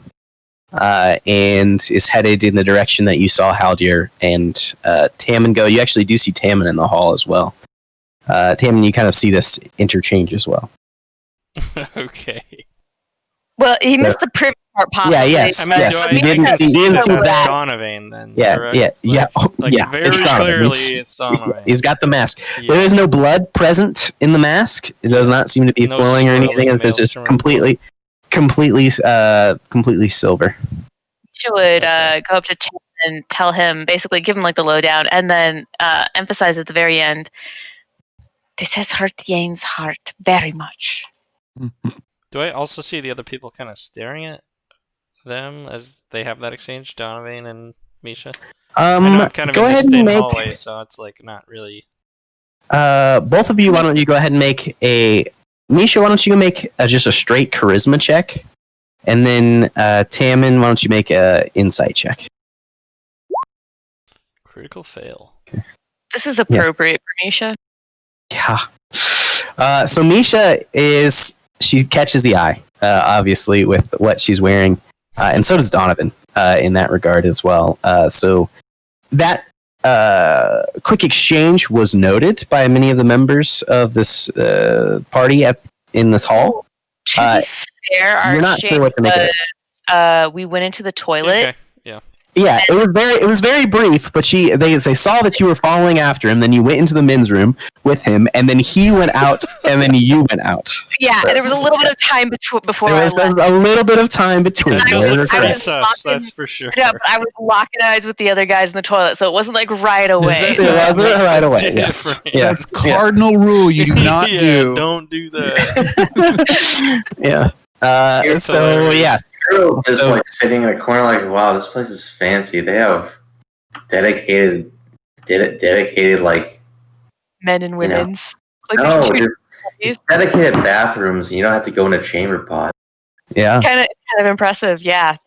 it is. It is very impressive. So yeah, her thing to Tammin is that she's emphasizing that Yane is very hurt I by don't this. think we're very close. I don't think we're close enough to have an exchange like that. I mean, You the are. hallway. You're on the same hall. The hall's I'm only probably sorry, like okay. 40 I- feet long. I came up to you afterwards. Okay, and kind yeah, of I'm briefed sorry, I you on missed that part. That makes sense. Okay. Yeah, and there's, I'll just, well, maybe I won't even say it out loud. I'll point to her and send her the message. Big dragon was summoned in the other room. Crazy stuff. You point at her. Yeah, I used the None of your spell works. Oof, unlucky. Do you Just kind mouthing of something. It's you almost do like that? there's You, some kind of anti-magic circle in this you place. you do the action where you point and your lips Yeah. kind of like move. Yeah. Alright, so Yeah, and I kind of Amisha, like my I can tell. Obviously, I assume the spell fails. Mm-hmm. and I'm like, I oh, can tell what Like, you're look doing at and that my you're finger. What the fuck? And then I'll lean in and whisper. You get a quick a chuckle from a patron that's kind of next to you. He says, "None of that works here. Come on." None of it at all.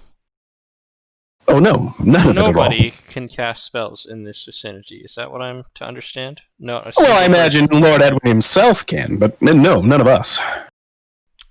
I see. Good to know. I love the weapons. And I'll just lean into Misha and whisper in her ear about the large dragon baby that I witnessed. She will also mention that Donovan mentioning like he has no friends here, and then she'll kind of like hesitate and say, "Don't say that, Yane." But that's what he said. Okay, good to know. I think our welcome might be over. Was there any other point of us being here?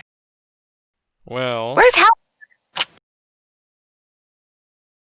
how there is in the other room with the dragon summoner person. The dragon is no longer there, but you guys can see that Yes, wall of but smoke. that is that in that room. There's the individual who summoned such a creature. Mhm. So Yes. yeah, for flavor and context, I remember you said cigar smoke. It's a wall of smoke to enter the room. Yeah, it's like the smoke isn't going anywhere It's like a else. poof. It's not like it's a haze in that room. Okay, There's but not very like solid. it's like there's a smoking section in a restaurant, and you can Okay. see through the window. There's like it's hazy in there. Gotcha. Okay, they're just containing the haze in the room. That it's not. You have to pass Yep. through like smoky. Okay. Correct. Yep. Maybe we should go get Haldir and reconvene somewhere. If that is true, this might not be so. It might not be so pleasant of a party. And I've had quite a bit of caviar. I'm quite full. So as you guys are kind of talking about this, and Haldir as well, you guys all notice that once Donovan kind of reaches the crowd where the demonstration was going on with the dragon, the crowd starts to disperse. Like there's a few like parting words, but sitting by that fire is just Donovan and the Sacantus Arcana Mage, and his assistant, who is standing. What's that? They're talking to them. Oh yes. How does that look? Out of curiosity, does it look like there's like a calm conversation? Are they arguing or? I think making eye I'm contact just very is my quiet. interest. Okay. So if you're just looking to see if they're making eye contact, why don't you make a perception check? And then if you're looking to kind of understand what the Body language. the body language, make an insight check. Well, I'll just do the eye contact first, I guess. Yeah. So readily apparent to you, Tammin, they not Donovan, because Donovan doesn't have eyes, but the other two are looking sort of at him. Edwin is you don't know him as Edwin, but the Sacantus Arcana Mage is. He's got the dark brown hair and the silky beard. The younger kid is kind of like leaned up against the fireplace, and he's kind of like swilling his cup, and he occasionally looks up, and he just kind of looks. I wouldn't say bored, but he's like disinterested. Misha, you can see that the air that the people who are leaving that area is there's kind of like this hushed intensity that's coming from them, and you can see that in the conversation that is happening there. You can't make out any of the words, obviously, but they're talking.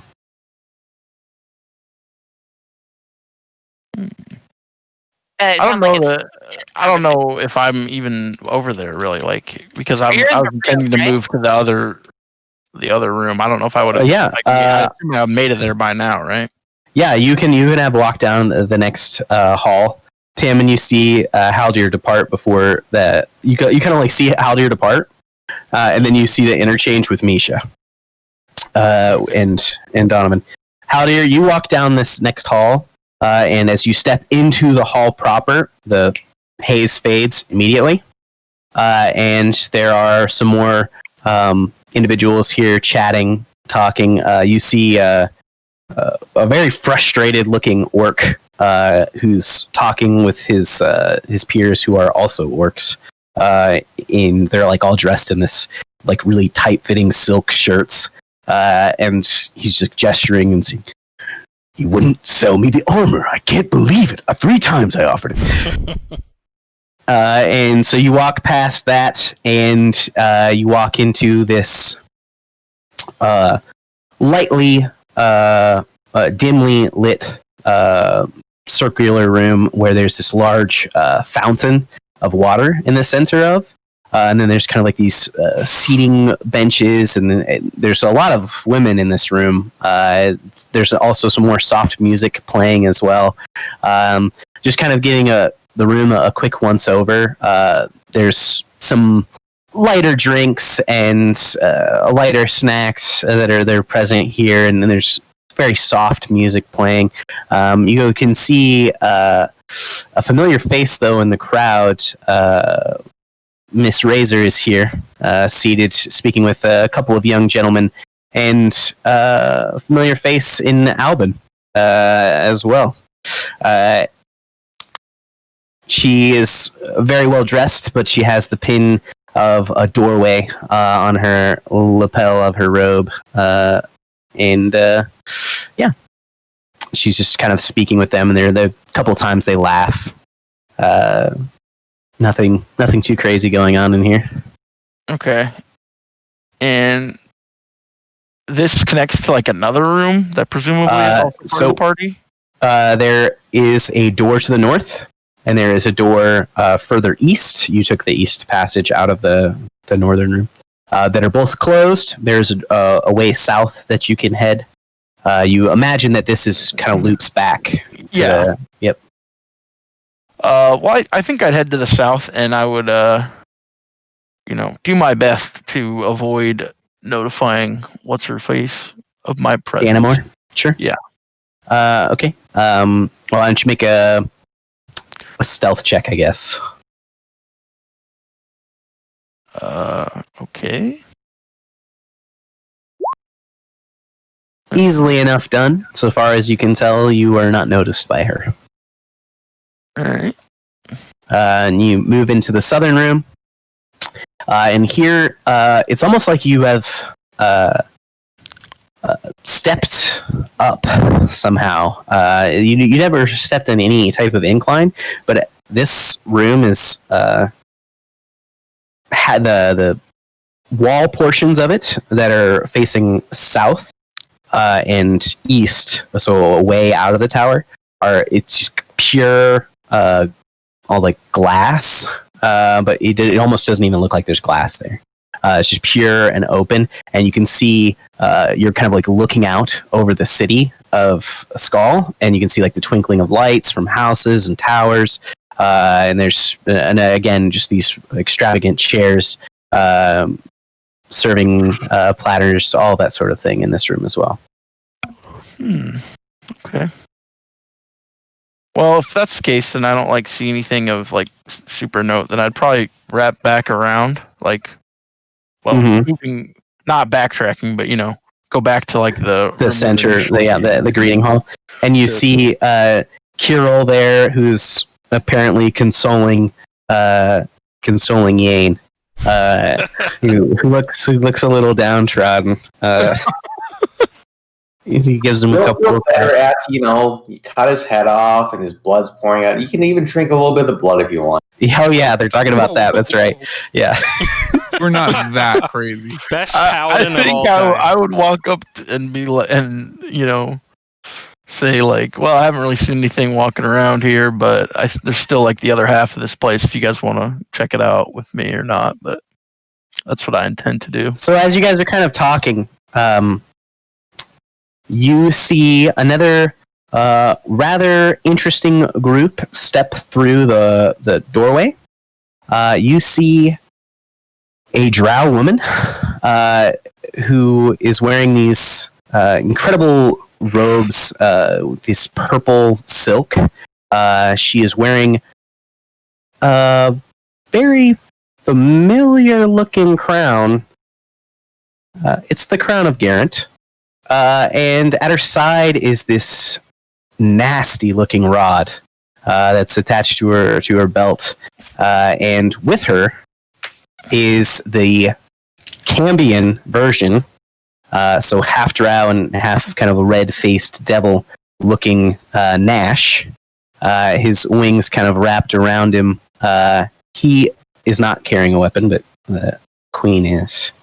And you can kind of see as she steps in and kind of glances around the room, there is an element of light kind of emanating from her eyes as she scans the room, looks around. She doesn't even take a moment's pause as she scans over you, and she continues to the back hall.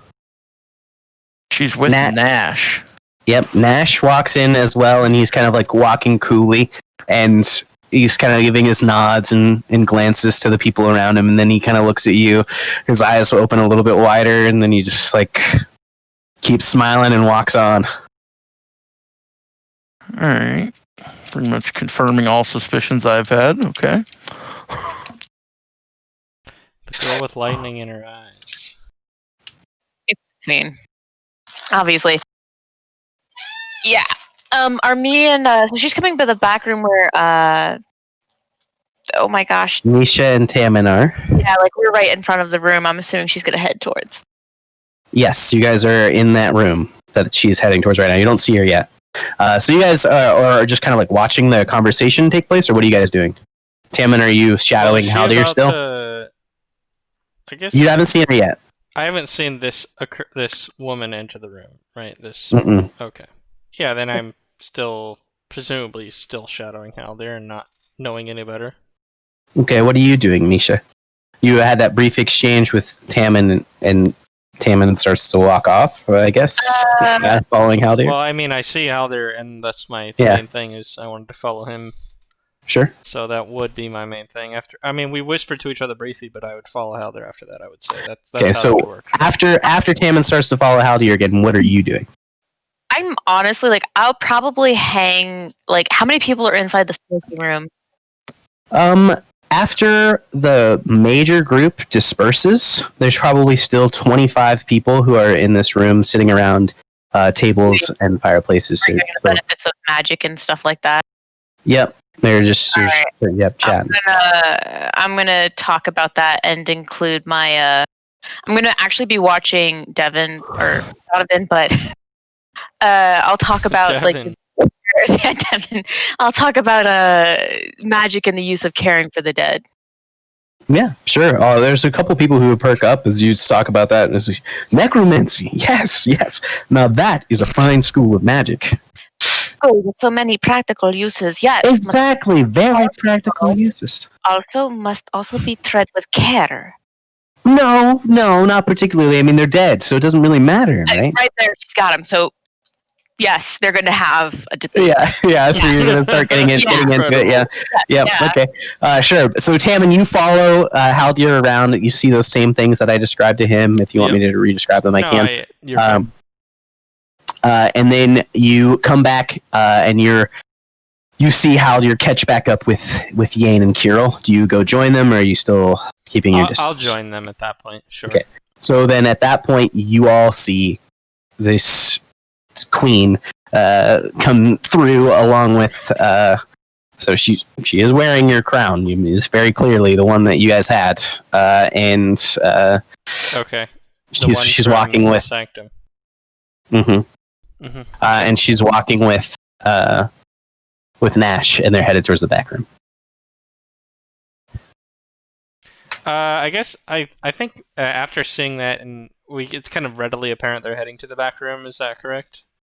Yes. Yeah. I mean, I would just, knowing that info, I'd just kind of like avert my gaze a little bit and try to not be seen by them. Kind of like throw my head down onto the other side. Okay. Personally, anyway. Yeah, sure. I'm currently debating if I would like to follow and strike up a little chat with the legendary council. And to be fair, to be forming. The only reason Misha hung around was because, like, the look on Yane's face again. She wants to try again. She understands this. So you haven't looked over at me yet, have you? No, it was when she saw you win, like the look of the dismissal from your master. That's all you see. So that was I just want to reiterate one other thing is, that's my current thing, but if they enter that back room and down the hallway, I kind of want to shadow them as well. Sure. Yeah. So to take note of this as well, you can very clearly gather from the audience, while the reaction to Kirill was something special, the reaction to this woman coming through and Nash coming through is jaw-dropping to most of these people. Where they're like, what is going on? That is the Queen of Jepper who's coming through with a Cambion. And so there's a lot of whispering after they pass through, and like even the music kind of like there's a couple of discordant notes. And it's like, oh. Yeah, people are like, really? Even the musicians are like, what the fuck? This is the Queen of Jelrin. Yes. Yeah. Okay. I thought that... I'm sorry, I thought we covered that last session, where it was the Queen of Jelrin... Yeah. I just thought that it was took over Namina or whatever. With the crown. No. That's who I thought you were describing. No. Rosalind Namina is... You spoke to the gentleman from the Brown Mages Guild, and he said that Rosalind Namina had taken over, and she had the Crown of Garant in Solura. Oh, okay, gotcha. Yes, gotcha. That's what he said. He's here too. That gentleman, and so yes, you guys are. But we can tell that instead that's actually the Queen of Jepper. Yes, you've heard that there is a Drow Queen in Jepper. That's her. Okay. Gotcha. Okay. She starts heading back that direction. Are you following? Yes. I as I said that I would, I will attempt to do so. You see Tammin start to walk off. Shadow them, but not like be conspicuous, which may or may not be a completely. You grab another glass of wine, a goblet. Yes. Get a refresh, and then you start to move back that way as if you were just coming back for more refreshment. Just want to see the stars. There's a nice balcony over there. Yeah, absolutely. Haldir, Yane, Kirill, what are you guys doing? I'm debating. And I think that's what Haldir would be doing too. It's like I'm trying to decide what to do, and I haven't quite acted on it yet. So I don't know. I'm trying to cheer up Yane. Yeah, so you didn't really notice. The duality of man. That's all I'm talking about. So Yane and Kirill are big in the thinker mode right now. They're just like Sitting there. Dude, we're thinking on like the next level political warfare. That's hilarious. Killing the the orc chieftain, becoming the new chieftain. That's a path that has been followed before. I know where this is We're going. attempted to be. Okay. That's fucking hilarious. Sure. So what's Aldir decide? Well, I think, I don't know. Tammon's almost out of sight down the hall. I'll go after him, but not like. I'll just start walking over there. Sure. Yane, Carol, you guys are chilling? Yeah, I mean, he's just explaining stuff to me, and I'm just really I'm not even really listening. I just want to hear to the point where you can kill him. Okay. That's all Yang Sure. really wants. Yeah. Just tell me it's okay to kill this It's like wah wah wah wah wah murder wah wah wah wah. Yeah, that's so good. Okay. Awesome. Okay, yeah, so you guys are just continuing to pull from the snack bar and drinks as well, as you guys are just discussing that. Okay, yeah, so Haldir and Tammin, you guys are walking down the hall. Misha, you're getting almost into a shouting match with this guy at this point. No, it's totally fine. Wherever the conversation leads. Yeah, I'm it's getting a little intense. Yeah. Well, it is a little bit of a topic she holds very dear. Right. It's okay, but yes, we you noticed have you've to been be petting aware. our dead brother's skull for the last Yeah, month. he makes note of that. You've got bones all over you. Are you respecting those corpses? Absolutely, I am honoring my brother for one, and the other gave its life. But the magic within it helps me save others. How is that not honoring the dead? Fair point. But I think that you can honor the dead by making them do menial tasks, like scrubbing my dishes. Not exactly that. That's gross. But, other stuff. And then how will they ever be a Wiping my threat? ass. And you guys are talking about that as you're talking, you have your back towards the pathway where the Queen of Jepper comes through, and Okay. My only goal is watching, Yeah, not straight ahead of me, but on the side, yeah. Sure, yeah. And because of that, you don't have a clear line of sight on what's behind you, and you can see as you're having this conversation with him, he just stops in the middle of what he says, and you just She'll wait a it's second. a little bit of an intake and breath. She'll try snapping for a moment. Snapping her fingers in front of his face. Yeah. See if he's under a spell, which shouldn't be possible. I assume he's still staring. Yeah. After that, she would also take a peek in the direction he was looking. Yeah. So you take a peek and you catch sight of a familiar face in Nash, in his Cambion form. Wings present, half demon face, half drow face, and he is talking in hushed tones to this woman in these elegant purple silk robes who is wearing the crown of Garant. And at her side is a nasty-looking three-bladed, I guess, or three-headed mace that is at her side. Three-spined, I guess, would be a better way to say it. And on her other side, I forgot to mention this, is a whip that's coiled. And you can see that there are nasty nails that are attached to it. So it's pretty obvious area then, right? I mean, so say it again. You cut out.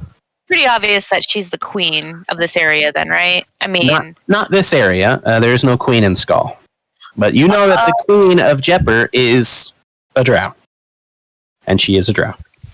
Sorry, I'm trying to remember the last. Yes. So wait. So Jepper, not Jelrin? Jelrin is in Jepper. That's the capital, right? Jelrin is in Jepper. That's correct. Okay, that's what I thought. This is his mom, basically. Okay. Yep. Supposedly.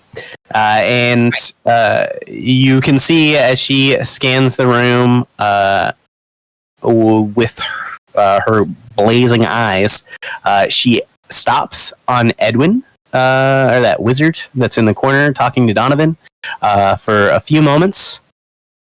And then she moves to the fountain room that that Haldir was in, that Haldir had moved to previously.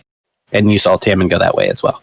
If everyone around me is just staring at her, and Misha, again, not very good at like social pleasantry, she'll just keep doing what everyone else is doing. Because that must be acceptable. Yeah, for a few moments everybody's doing that, and then everybody else kind of like gets back to it because they can like see her eye, like as she kind of like passes around the room. Everybody's like, okay, can they look away? Almost immediately, and then they're like starting to talk again. And she's moved away, right? Yeah, I mean she passes over you as well. Do you look away, or you just locking eyes with her? Misha can't. Misha'll just lock eyes. Like she's staring. She's obviously staring. Charisma is not one of her stats. Yeah, no. So she stops on you as you kind of hold eye contact for a moment. I would actually be surprised that she stopped. I assumed that she would just keep looking on. Make a quick insight check.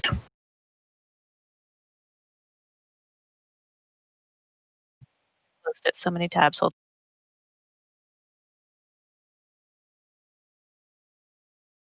So, as a fair note, whatever milk Misha grabbed was actually fermented milk. Nice. I've been drinking wine, so her insight check takes a second. yeah. Well, there you go. Yeah. And so as she stops on you, there is a few moments where she just is like considering you as you are just kind of staring back at her, and then there is a slight grin that meets the corner of her cheeks. She whispers something to Nash, and then she leaves the room, headed for that fountain room. Nash, go with her.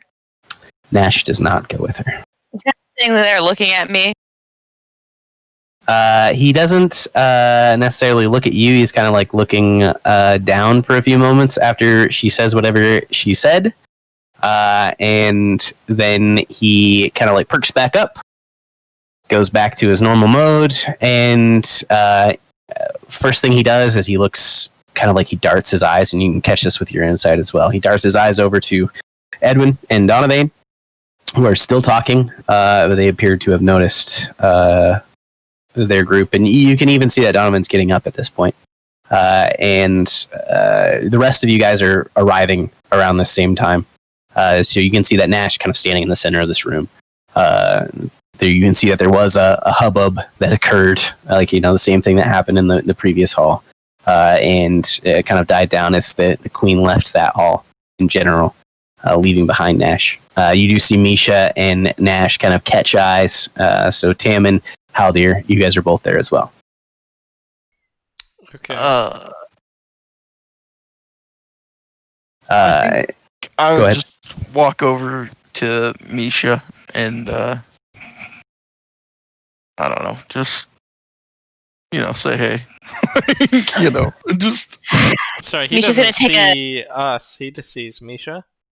He sees like- you as he sees Haldir and you as you guys kind of Oh, walk in this okay. room. You're not Yeah. being. He's gonna like sigh, and of course, being slightly, I just mean, I'll slightly look at him. I inebriated. mean, do I see a sense of realization? Do I think?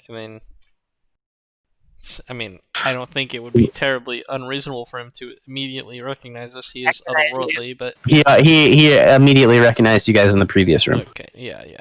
I'll walk up to Misha. So Carol's coming in too as well. I take it. no. No, Carol and Yane are still in the main Oh. hall. They're pigging out at that snack station. It's getting gross. Like Stress eating at this point. Haldir, get closer. She's As I gonna walk lean up over into to sit next to Haldir. Misha, I'll look at Nash and give him the nod. oh, he steps over as you guys all start to gather. Friends, it is wonderful to see you. I did not expect you at this party. I'll be honest. You're making Nor did waves, we. aren't We you? didn't expect you either. Especially if there's such a distance to travel between here and Jelren. However, did you make it here so quickly? Miss Razor really handles pretty much all of the transportation needs of our family at this point. So that's how. I see. Well, It's so it's good actually to see you. so fortuitous to see you here. We've taken care of the little trifle in the Hollow Peaks for you. As I've heard. I can't say that I expected to see you here, so I'm not exactly ready to compensate you. But we can talk about it a little bit later. You can be discreet about such things if need be. But I was actually it is taken care of. Perfect. That is wonderful to hear. I don't know how. I don't know how much of a difference it'll make in the grand scheme of things, but a promise is a promise, and I will provide payment. Grand schemes. What grand schemes could those be? Who could know? Yeah, that's a wonderful question. I was about to go talk to my good friend Edwin, and if you want to be my adjoining guests, feel free. But if you'd wait just a few minutes before you hop in, that would be great. When we talk about that payment, considering how much work we went into, I heard. He's a man of his word, as he has been that is in the not what I'm past. talking about his word. I am talking about proper compensation. Well, I understand. I will give you compensation. Nash, Do I not worry. apologize. She's had a little bit to drink tonight, but The milk was only slightly spicy. but it was regardless. Anyway, Nash, I apologize. I not a problem. I would love to discuss those matters at the time in which they're appropriate, but again, in a couple of minutes, it sounds like. And dear Nash, I pray to my gods you return and talk to us. Well, like I said, I was hoping that you would come and talk with me with Edwin in a few moments. But if you would give me a few moments alone with him, that would be absolutely perfectly wonderful. Thank you. And he kind of pushes away from the chair, kind of drums his fingers on it a couple of times, and then starts to walk over. You can see that Donovan is no longer there. As you guys were talking, he slipped away. And it's just Edwin who's kind of gazing into the fire at this point with his companion. And you see Nash kind of saunter over and take the same seat that Donovan was in and begin a conversation with him. While that's happening, Yane and Kirill, are you guys still just chilling at the snack bar talking over there? Discussing how you're going to get back at this Gad character? Well, yeah. I mean, that's what I was planning on my sole focus right now. Yeah. I literally didn't notice anybody else coming in or out. Okay. Okay, yeah. So if that's the case, Kirill, are you keeping any eye on this, or you're just completely intent on the conversation as well? I'm talking about Yane. I mean, fish. It's a good time. Okay, sure. So after a few moments of Nash and the Scantus wizard speaking, a pair of knights in full plate mail. One is carrying a sword on his waist. The other one is not.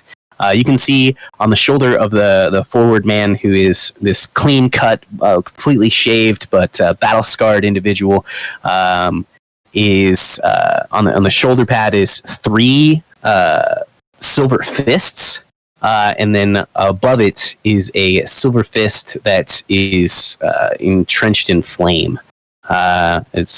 And behind him is another gentleman who's a bit more slight, kind of has a bookish look to him, but is still able to move around in this plate like he's supposed to, like he's meant to wear it.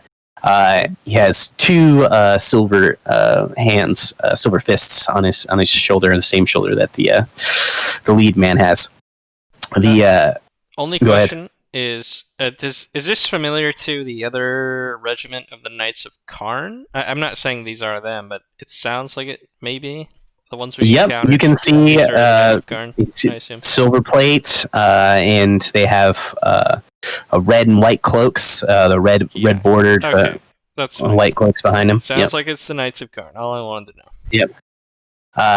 The lead man kind of steps into the room, gives it a quick once over, sees his mark, and turns and whispers or speaks softly to the gentleman with him, and there's like a slight disagreement between them as the other man moves to follow, and then he puts his fist to the other man's chest as he, without looking back to him, and starts walking towards where the Kansas Wizard and Nash are speaking. Okay. I'm gonna let that play out for a second. Yeah, as will I. Before taking any action. Sure. So there's a few moments where they are. I just They're got, just- like, what's their reaction to him? Like, or what's Nash's reaction to him coming up? If I can. So Nash is turned away from you, so you can't really Yeah, I see thought his he went face. down the hall. Yeah. Well, no, he didn't go down the hall. Nash is sitting. Well, I so, kind of assume yeah. he's like in a turn when the guy comes up to them or something. Sure, right? sure. Yeah. So, I mean, he doesn't drop his facade in any way, shape, or form. You can like see the side of his face. He's got a nice big grin on his face. You actually catch the demon half of his face turn, and that's what you can see. Look over at him, and you catch the horn in the soft glow of the flame light, and the high-ranking member of the Knights of Karn kind of salutes them almost like he gives them a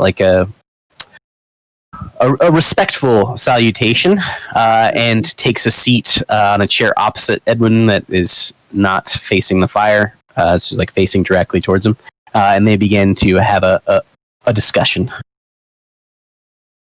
And it appears all three parties are involved, or Yep, and the assistant is still he's almost disinterested in what's going on, but it kind of almost looks like an act at this point because he's really is paying attention, but he's doing his best to not interject in any way, shape, or form. okay. Well, I'm trying to. I mean, I assume I can't hear them or anything like that. So You can try and make an insight check, what I'm trying to figure out before I do that is or like, not an insight check, perception. But yeah, go ahead. so Nash had said, wait a moment, whatever, and Uh-huh. I'm trying to figure out, was he expecting this person to show up, and does that, and if not, like, does that change? Should I not go over there? Like, I'm trying to figure that out.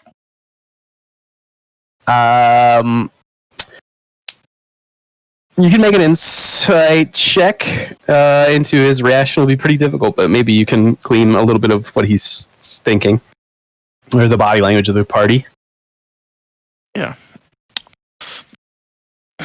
It's No. it's tough to tell. The Knight of Karn is not subtle.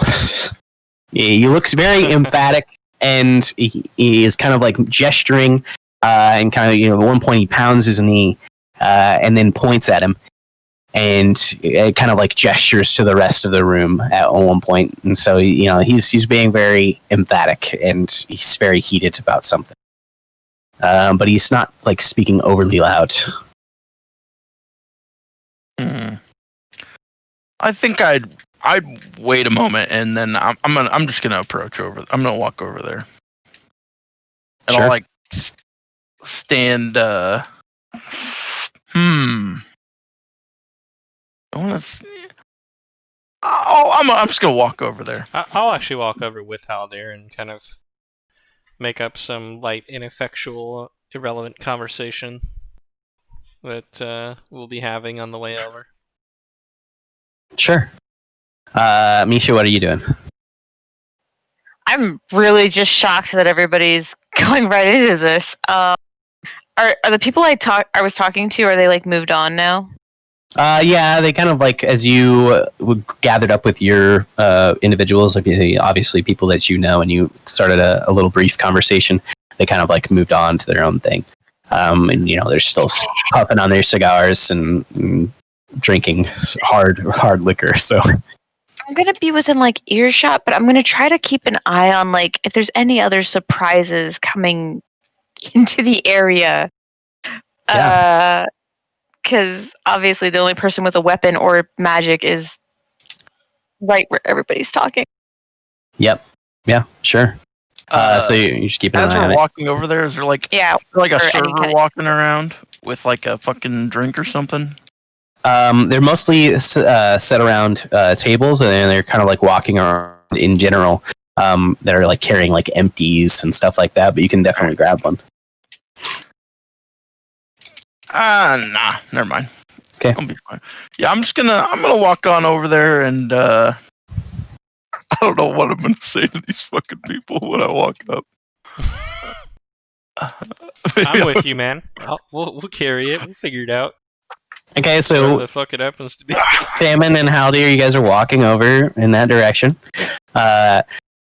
The conversation kind of halts as you guys are approaching, and the knight looks frustrated almost immediately, and like Nash can kind of like catch on that, and he like realizes, okay, somebody's coming behind us to interrupt us. He turns around and he gets this big smile on his face. It seems like he didn't have one on his face before that. And he turns back and says, these are good friends of mine, very good friends of mine. This is Haldir Renosi and Tammin Steelwhisper, two compatriots of mine. Wonderful gentlemen.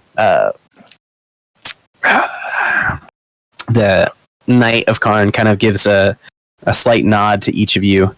And kind of like, oh, go ahead. I apologize. Am I interrupting something? Should we come back later? No, I think we were just finished. Think about what I said, Edwin. Many lives could hang in the balance. He stands up, gives another nod of respect to his peers, and moves back to meet with his other companion. Nash kind of looks thoughtfully after him, and the wizard does the same. And then Nash kind of again lights up and says, "Please sit. I think you guys should all be here. Where are the other ones? Are they still in the main hall?" I would assume so, but they're you never around, quite you know know, with those guys. Stuffing their face with refreshment. He turns over to Misha and she kind of waves at you like, come on. Is she there? Hello? No, I'm here. Yeah. I'm wondering why. I'll look over at Misha and give her the nod. I'll follow Tammin's lead, though I'm going to probably be hanging back a bit. I don't exactly know that he's getting us all together, even if we are in a place that prevents magic from screwing us all over. And he stops you like once you get close enough that he's not going to cause a scene, talking to you. He says, "So, hey, can you quickly grab your other brother and game, if you would be so kind?" I just. Or I could send somebody. I'm sorry. I don't mean to make you fetch. What do you need this all to? That is, I just wonder. I want you to meet Edwin the Invoker. Of course. You would want to meet him. I'm sorry, I'm not. I should look at Haldir if Haldir's nearby. They're sitting down with him. Misha, Yeah, you want to meet This is his party. friend of a friend. We You're- absolutely want to That's meet just the that she has host. no idea who he is. Don't be so rude. Come. Out of curiosity, with all the people Edwin's met, is he like looking like someone who's like a hostage situation right now? Make an insight check. A lot of people today. That would make me probably sweat. 27. You can see that he is very pensive at this point. He has spoken with a lot of people, and some of them have not been savory characters. So he is a bit concerned, but he's also curious as to why Nash is inviting seemingly random people who are not invited to this party to come sit with him. Yeah, right. So Misha will do like the barest of like curtsies, trying to be polite but failing utterly, and say, "Sir Edwin, I happily grabbed the last member of my family and our dearest friend, but I was under the impression no weapons or magic could be used at your party. It is safe to gather my whole family together, is it not?" Yes, of course. I assume that you're speaking of the Knight of Karn who had a sword, and I believe I saw the Queen of Jepper walk through here as well, bearing arms. And certain dignitaries are allowed that privilege, let's say. You would never allow people to have their blood spilled at your doorstep, I take it. It would be a great affront to me. You're in my care. Thank you. Okay, so and then she'd, go. Gather Jane, Carol, and... Goes to gather them? Yep. Yeah. Okay. You see them now looking very stuffed. She'll grasp Carol by the hand and be like, the one responsible for imprisoning our gods was here. We must Excuse me? remain strong. The one What? responsible for imprisoning our gods is here. You must remain The strong. mind flayers are here? Imprisoning our gods is not the mind flayer.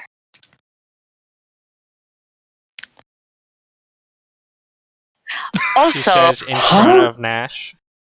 No, you're okay. not. I'm telling this to you guys. I'm in a whole nother room. All right. like, Yep. Yep. And then she's going to wrap both her arms around Yane and hold him tight and be like, I do not think it is as bad. I think he still loves you. Come. Do you guys follow her? I Well, guess yeah. I mean, so. I assume she's going. We have no where other Nash choice. is, We're so following her. That's where we're You headed. did not, I assume, yeah. She just Sure. went to go get them. We're just still Yeah. sitting here. Gotcha. Yeah. I'm following. So you guys are starting to head back that way. As you do, the two Knights of Karn are walking in the opposite direction. It appears they're already leaving. But the one in the lead kind of takes note of Kirill. Kind of gives him a once over and stops and kind of cuts him off a fair distance ahead. So that you guys kind of have a moment to stop. And he states, well, I did not expect to see a man of faith here. This faithless place. I never know what she might find. You bear the arms of a lesser god. Sad what happened to Salura. And your order. You're part of the Knights of Neapoa, I imagine. Not quite. Well, not anymore, I imagine, as well. In any case, I appreciate the fact that there's some sanity here. Good day. He kind of walks on. Misha's kind of affronted. A lesser god? He gives a laugh. I meant it in offense, but I also meant it in jest. Truly in jest. I'm trying to get a rise out of you. I'm trying to get a rise out of you. Don't worry. All the gods are equal. Saying all the gods are equal. The other gentleman who's with him, it just looks like he's super pissed. Oh no. The gods are not all equal, but the gods are always higher than plebes. Well, I can drink to that. It should just give a slight inclination of her head. It wasn't actually a plebe insult plebe, but just commoner plebe. What? He moves on. Explaining your joke Yeah. to him. yeah. No, She explains the joke, ruining the joke for everyone. In the he just No, keeps she's talking. explaining the reference to plebe is just a reference to a commoner. Just being an asshole. It's Right. not actually Yeah. a joke, but yeah. Yeah, we all Sure. know that. We're just being Okay. assholes. So you guys all step into the room as you guys kind of as Edwin kind of takes stock of you guys, you're all taking seats to pull up a stool for one of you. A footstool is kind of close to the fire. He kind of recognizes what's going on a little bit more when Kirill walks up, and he's got the crown. He's like, "Ah, I see." And Nash goes into introductions. So, as I have already stated, this one is Tam and Steel Whisper. This one is Misha Valneus. Is that right? Yeah, I think so. We have Yane O'Hara here, the big man, and Tam and Steel. I already said that. Haldir Renosi and Kirill Neyzid with the crown. These are very good friends of mine. Very good friends of mine. My friends, this here is Lord Edwin Arklin. And I'm afraid, Edward, I'm not exactly familiar with your companion here. And he chimes in. This is Etan Arklin, a orphaned... now part of my family prodigy, let's say. Seems very likely that he'll be taking the abjurationist spot on the Sacantus Arcanum next time testing comes through. It's a good friend of mine. And you can see... How good of a friend are Go we ahead. talking? Say it one more time. How good of a friend are we talking? Like, does he stare at his ass when he walks through doors, or? No, I mean, so Edwin looks like he's maybe in his mid-30s, and this kid is probably like late teens, so maybe there's a relationship there, but it doesn't seem like it. It seems, I mean, they also bear the same name now, so that would be a little bit more weird. What kind of game you running here? could be. And he kind of like chippers up and gives you a smile, raises a cup to you guys. Hello, it's a pleasure to meet you all. You as well. Why don't you guys make a history check? Ooh, all of us? Yeah. My Really sick. trained in I clicked the history. wrong one. Yes. Wow, 22, Haldir, wow. nice. Wow. I don't know. I clicked the wrong thing. What did I roll? I rolled. You rolled Perception. You rolled perception. perception. Fucking cheater. What's history? Int. So I think Yeah. that's, It is I think that's the 17. So 17 and a 16. Yes. Okay. There's something about this kid that is just really familiar. It's like you've seen him before somewhere. But in any case, Edwin Sorry, continues Can you up. describe the kid one more time? Yeah, so he's kind of where Edwin's got this long brown silky hair and this brown silky beard. It's kind of got two braids on the sides as well. I mean, I know who it is. but- He's he's I think wearing I do too. he's wearing these very ornate robes. The companion of his, Etan Arklin, is he's got these broad shoulders, nice closely cropped hair. It's kind of a blonde, dusty brown as well. And he looks really young though, but he's a very, very handsome kid. You can tell he's going to grow up to be Lady Slayer. Oh my god. And Okay. so Edwin, this is this is kind of your meeting here. Kind of looks over at Nash, and Nash is like, kind of gives him a quick shrug.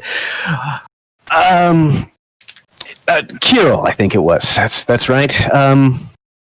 That crown. It's quite an accomplishment. You claim the throne, then? Are you king of the Hollow Peaks? Not necessarily, unless the dwarves that view me as king. But being king, I wouldn't want to be king of Dead Kingdom anyway. I think it would be a noble goal to be able to allow the dwarves to resettle in their homeland, but It's terrible what happened to them. It is. Terrible events abound these days. I'm sure you heard of the devastation of Solura. I have, and it's something I think about every night. Were you close to the Solurans people? I'm from. Yeah, Nash. Yeah, chimes in. They're actually they're all from Solura. My condolences. I can't imagine the loss that you guys must be experiencing. Have your people completely wiped out. I personally lost somebody in that inferno as well. Someone very dear to me. So I can understand at least a portion of what you've experienced. Who was it that you lost? It was a woman I held very dear. She had the most beautiful voice. And she went there to, in her naive ways, make the world a better place. Things didn't turn out so well. I think we may have run into her in an inn. What was her name? She Raven went by the Ash? surname, stage name of Raven. Yeah, you met her. Yes. Her voice was beautiful. She offered to memorialize us in a song. It's not every day that she would do such a thing. What did you do that was worth memorializing? For the life of me, I can't remember. And I'm not Yeah. I'm not He saying says, that because I don't remember. I'm saying that because I That's would when rather we- not say why. Yeah, no, Nash chimes in and says, "Oh, they were the ones that dispelled the darkness north of." Okay, well, I guess that's fine. I'm just like, well, that didn't work very well. And it kind of is a pointed saying when he does this. He says, "North of the Talma Manor, on the way to Pix. I think that's where it was." Yes, you're right. Ash, Yeah. excellent memory. real nice manner. Absolutely. They did quite a bit of service, I think, there. They gave the orb that was making the darkness to the Knights of Karn. Gives a slight chuckle. I would say gave is it's being generous. We were helped in being relieved of it, I would say, but yes. It might have been a lot less stressful if they had shown up a few minutes earlier, though. Sorry to hear that. I can understand the Knights of Karn are generally stress-inducing.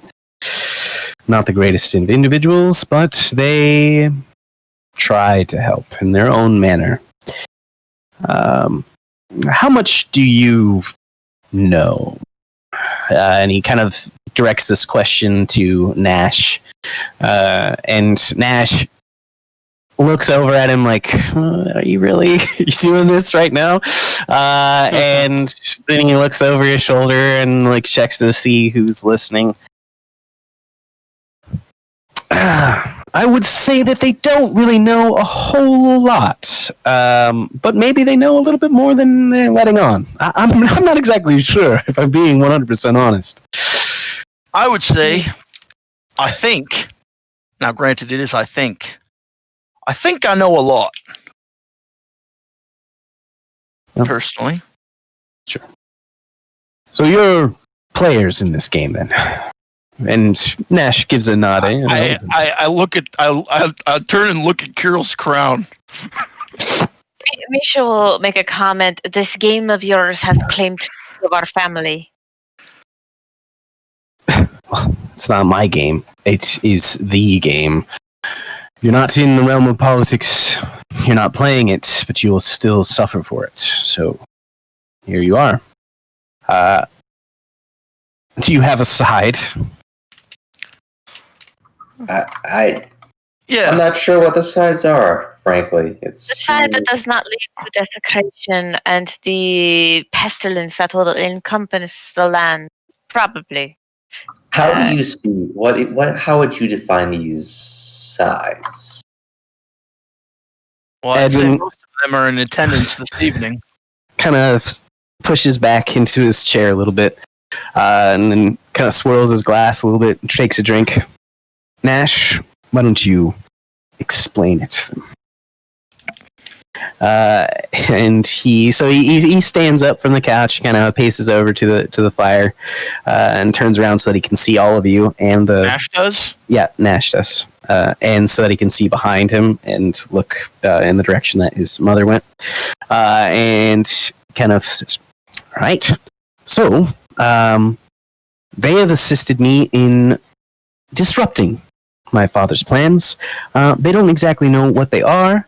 And, I suppose it is as good a time as any to describe them to you. But Edwin is so far a neutral faction in this. He has not yet chosen which way he wants to play this game. Unfortunately for all parties involved, and unfortunately for him, he's still being accosted relentlessly. And so, that's why we are here. To explain it to him, well, that's why I'm here, and to hopefully gather his support for the road ahead. And he kind of looks over at the door and takes a pause. And his words kind of catch. And he's looking at the south entrance. You glance over, following his gaze. And there's Mandout Dweer. Oh my god. I wanted to Truly a legendary gathering. Too bad I don't have my weapon. He steps over to you almost immediately and just looks at you all. Well, my friends, I cannot say that I expected to see all of you here. This is a wondrous gathering. And you're all talking to Mr. Edwin. Interesting. Yes, it's interesting. I thought better of this place. I didn't think it would become infested with rats. Oh, it's so nice. Oh, is that Tao? Interesting. Oh, goodness. You're wearing him now. Oof. My brother is with me Mandout. always. How did that hole in your head feel? Next time I see you, you'll be lucky to be worn by one of us. I dare you. Bash kind of chuckles, and Edwin also gives a bit of a laugh. And Mandout kind of looks like he's taking offense to that. Oh, this is interesting. I'm gonna have to take note of this. I'm gonna bring it up with your father, Nash. This kind of looks bad. I'm gonna be honest. Consorting with the enemy. Yeah. You continue on. I've got to speak with the Lady of the Light. And he starts to saunter off to the fountain area. Is it possible to challenge him to a duel? She's asking Edwin this. That is proper societal things, is it not? Yeah. Yes. You could. I wouldn't end it by any stretch of the imagination. That man is extraordinarily dangerous. In any case, he is also a gigantic asshole. So there's that. I would wear him, but I wouldn't just wear him. I would make him come back to life regularly. I respect it. I do not respect him. I don't think that he's one to balk at that. In any case, Nash, I think it's probably a good idea to expedite this process. Yeah. So, quickly laying it out, I need your guys' help, all of you, but especially the people present, to thwart my father's plans.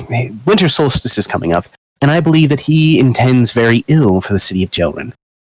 Perhaps destroying it, or doing something of that manner, in order to charge a weapon, just like they did in Solura.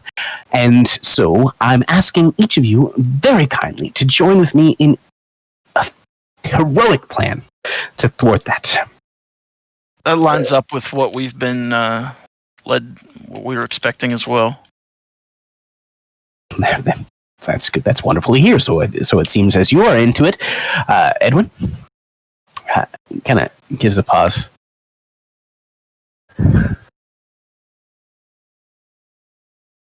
I'm not looking to put a target on my back, Nash. And it seems like there's going to be one regardless. If I may stop Donovan you, was just threatening sir. me. So please. So, first of all, I'd like to say I've also met Donovan quite a number of times. And I know that crown the Queen's wearing, well, I know where she got it, and I know who it used to belong to. And as you're aware, they completely annihilated Solera using the crown. It's basically what we've been attempting to stop since the moment we set off on our journey months and months ago. And now I am having on pretty good authority, aka, they received a vision from their gods of what they intend to do to Jelrin, and it's just as Nash describes. I've seen this fellow. We've encountered this fellow Mandau Dwyer with engaging with mind flayers and Sycothid. And then, if it's true what they intend to do to Jelrin, do you think Skull's not next? Do you think your home is safe here? I think that is woefully arrogant, and I do apologize. A persuasion check.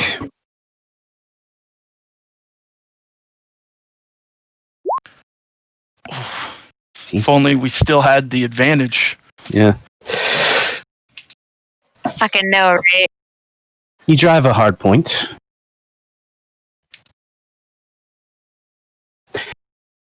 I sell weapons. That's what I do for Skull. I create spells for warfare. I sell them. I've sold them to Lennar, I sold them to Mareko, and I've sold them to the free cities down in New Sewell and Aran and South Pyre. Not exactly a moral man. Well, with all due respect, there's a difference between war and annihilation. And if you kill everyone, there's no one left to kill now, is there? I would save one more for later. Is that how it tells you? Say that one more time. Save one more for later. Is that it, Hell, dear? For later. Save a war for later. Yeah, no, save an extra person for later. Because you kill everybody, there's no one left to kill later. So if you Sure. Well, I understand. I get it. I get it. But what do you want me to do, Nash? You want me to fight Menethok? What are you asking? I'm not going to engage with Greater Demon. What is this? And Nash kind of says, "You won't have to. You won't have to, and you won't have to." Looking at the rest of the party, I already have a contingency plan for that. Someone else is going to handle it. What I need is your assistance in assaulting the keep. I'm going to sneak you in, and you guys are going to make your play against my siblings and the queen. Does What's that your sound motivation in doing all this? a fair question, Mr. Q? I am a man who thrives on attention and glory. My father's plans include utter destruction of practically everything, so far as I can tell. That means that there is nobody to give me any glory or any fame. That doesn't sound like a world I want to live in. So, that's my motivation. A bit shallow, but it's as good as any. Can I insight check his motivations? Yeah, absolutely. See if he's telling the truth.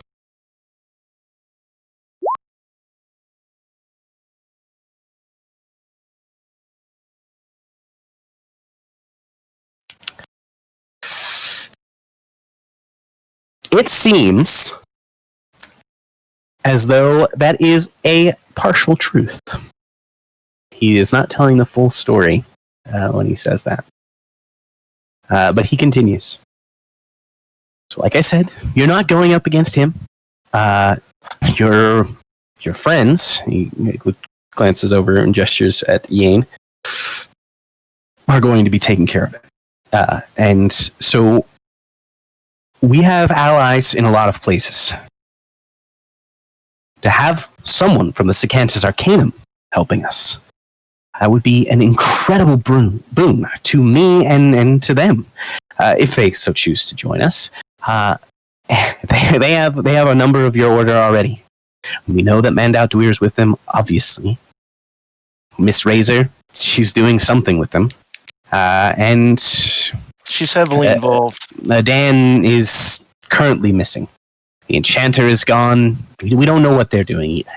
So I need somebody's help from the inside. I need your help, Edwin. Please.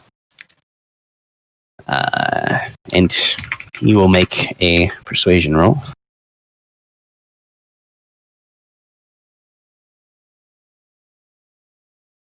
Edwin kind of runs his hands through his beard, just kind of like pulling it to his chin.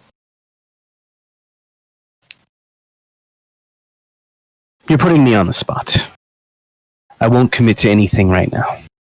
I've been accosted by 5 different factions today at this point. I don't exactly understand where my part is in all of this, or their part. I don't want people to die needlessly, but such is the nature of things. I will consider what you said, Nash, and you as well, Haldir. But I will make no commitment right now. And he kind of waves his hand a couple of times. Be gone from me.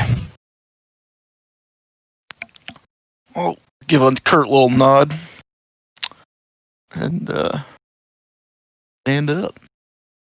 I'll do the same. No need to stick around.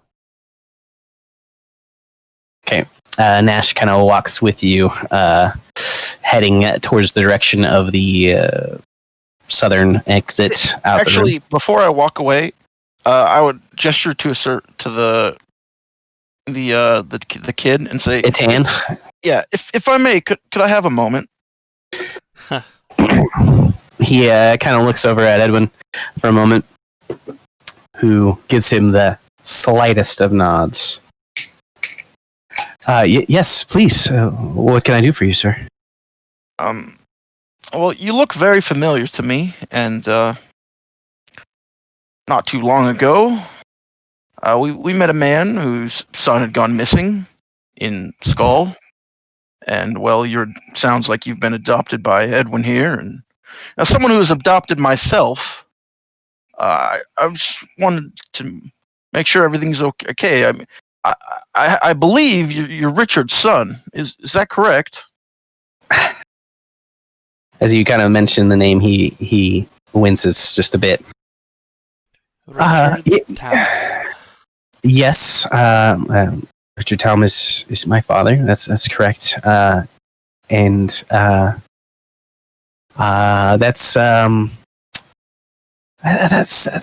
incredibly personal thing to ask. I'm here now. This is my place. I don't want to discuss that. Your Okay, mother, well, though? Your decisions are your own.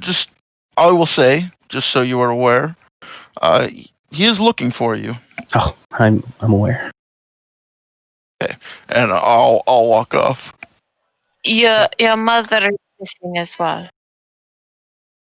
And then Misha just walks off as well. Yeah. Actually, she would be curious if that was something that. That could be the debate. That would- That should be the perfect debate to get him more interested. Who knows? I'm curious to see if he does, if he even cares. There is. Well, go ahead and make an insight check.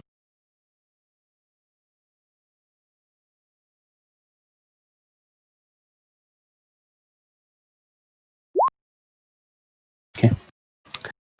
There is a distinct look of guilt that plays across his face as you mention his mother in particular. Maybe this is not Guilt. news. Okay. You should tell your father. And that'll be that. Then she'll walk off. Incredible. Sure. Then you guys kind of depart. As you guys pass through that smoky barrier, you can see that Nash is just seething. Nash, did your mother tell you to kill us? What? No, of course not. And you are nothing but a blip on her radar, if anything. You did piss off my father quite royally, and he knows it was you. Just saying. What was Because of this? what we did for you? You mean the when we weapons broke cache? when we I broke mean the into weapons catch. gunpowder. Yeah. Yes. That wasn't for him. No, that was for That you not the gunpowder room. He's talking about the destruction of the job you did for Nash, Yeah. destroying the weapon. Yes. I mean, obviously, Danamore and Yeah. Oh, and Mandel let that slip. just so you know, Nash, I'll say this quietly. There is a demon lady who showed up there, and we didn't really know what the whole like dynamic was. I thought she was like your buddy, and so we kind of told her that you're why we were there. And then- what? But so she was. He turns But and we he killed punches her, though. he punches the wall and leaves a gigantic crack in the marble. We did kill What? her, but she'll probably be back at some point. I think. We killed her. You know. It was Easy. one of the sisters. You killed one of the sisters, and you told her that you were working for me. To be fair, Well, how I dare didn't say anything, but you know. Yes. Well, she came in and she was talking about Jim Doran, and then He she starts shot walking off, and he's just kind of like running his hands through his like silky white hair. And he's like, oh my gosh, this is. Oh shit! All right. 2 days. Contact me through Jim Doran. And he starts to walk off. That Oh, guy what a died. tangled web. no, he's not dead. Oh, I thought is he not permanently killed when he's I killed? thought Jim He Darn wasn't killed at all. Oh, I'm sorry. I thought he was like actually killed. Never mind. Mm-mm. You even healed him, I believe. One of you guys did. Yeah. In any case, that's what he says, and he marches off. Okay. You are being eye googled by many people because Indeed. he smashed that wall. But with that, I think we will end tonight's session as Nash turns away and the party. It's After just smashing begun. his wall. Nice. Yeah. The party just began. Excellent. Yeah. So we will pick it up in a couple weeks. I believe that is the 4th. So there you go. It's all starting to heat up. Uh-huh. Cliffhanger. Another step in the path. We'll see what happens. Well, at least we told them that they know. Jane will be depressed. That's all he ain't. Maybe he just needs to use his axe. He'll be okay. Needs to attune think to that's it the before the end of the first. entire campaign. That's the first step to healing. Oh fuck! I was goddamn muted. Oh, I had some no. cracker jokes. Damn it! Oh no. Cracker jokes. I'm taking off, boys.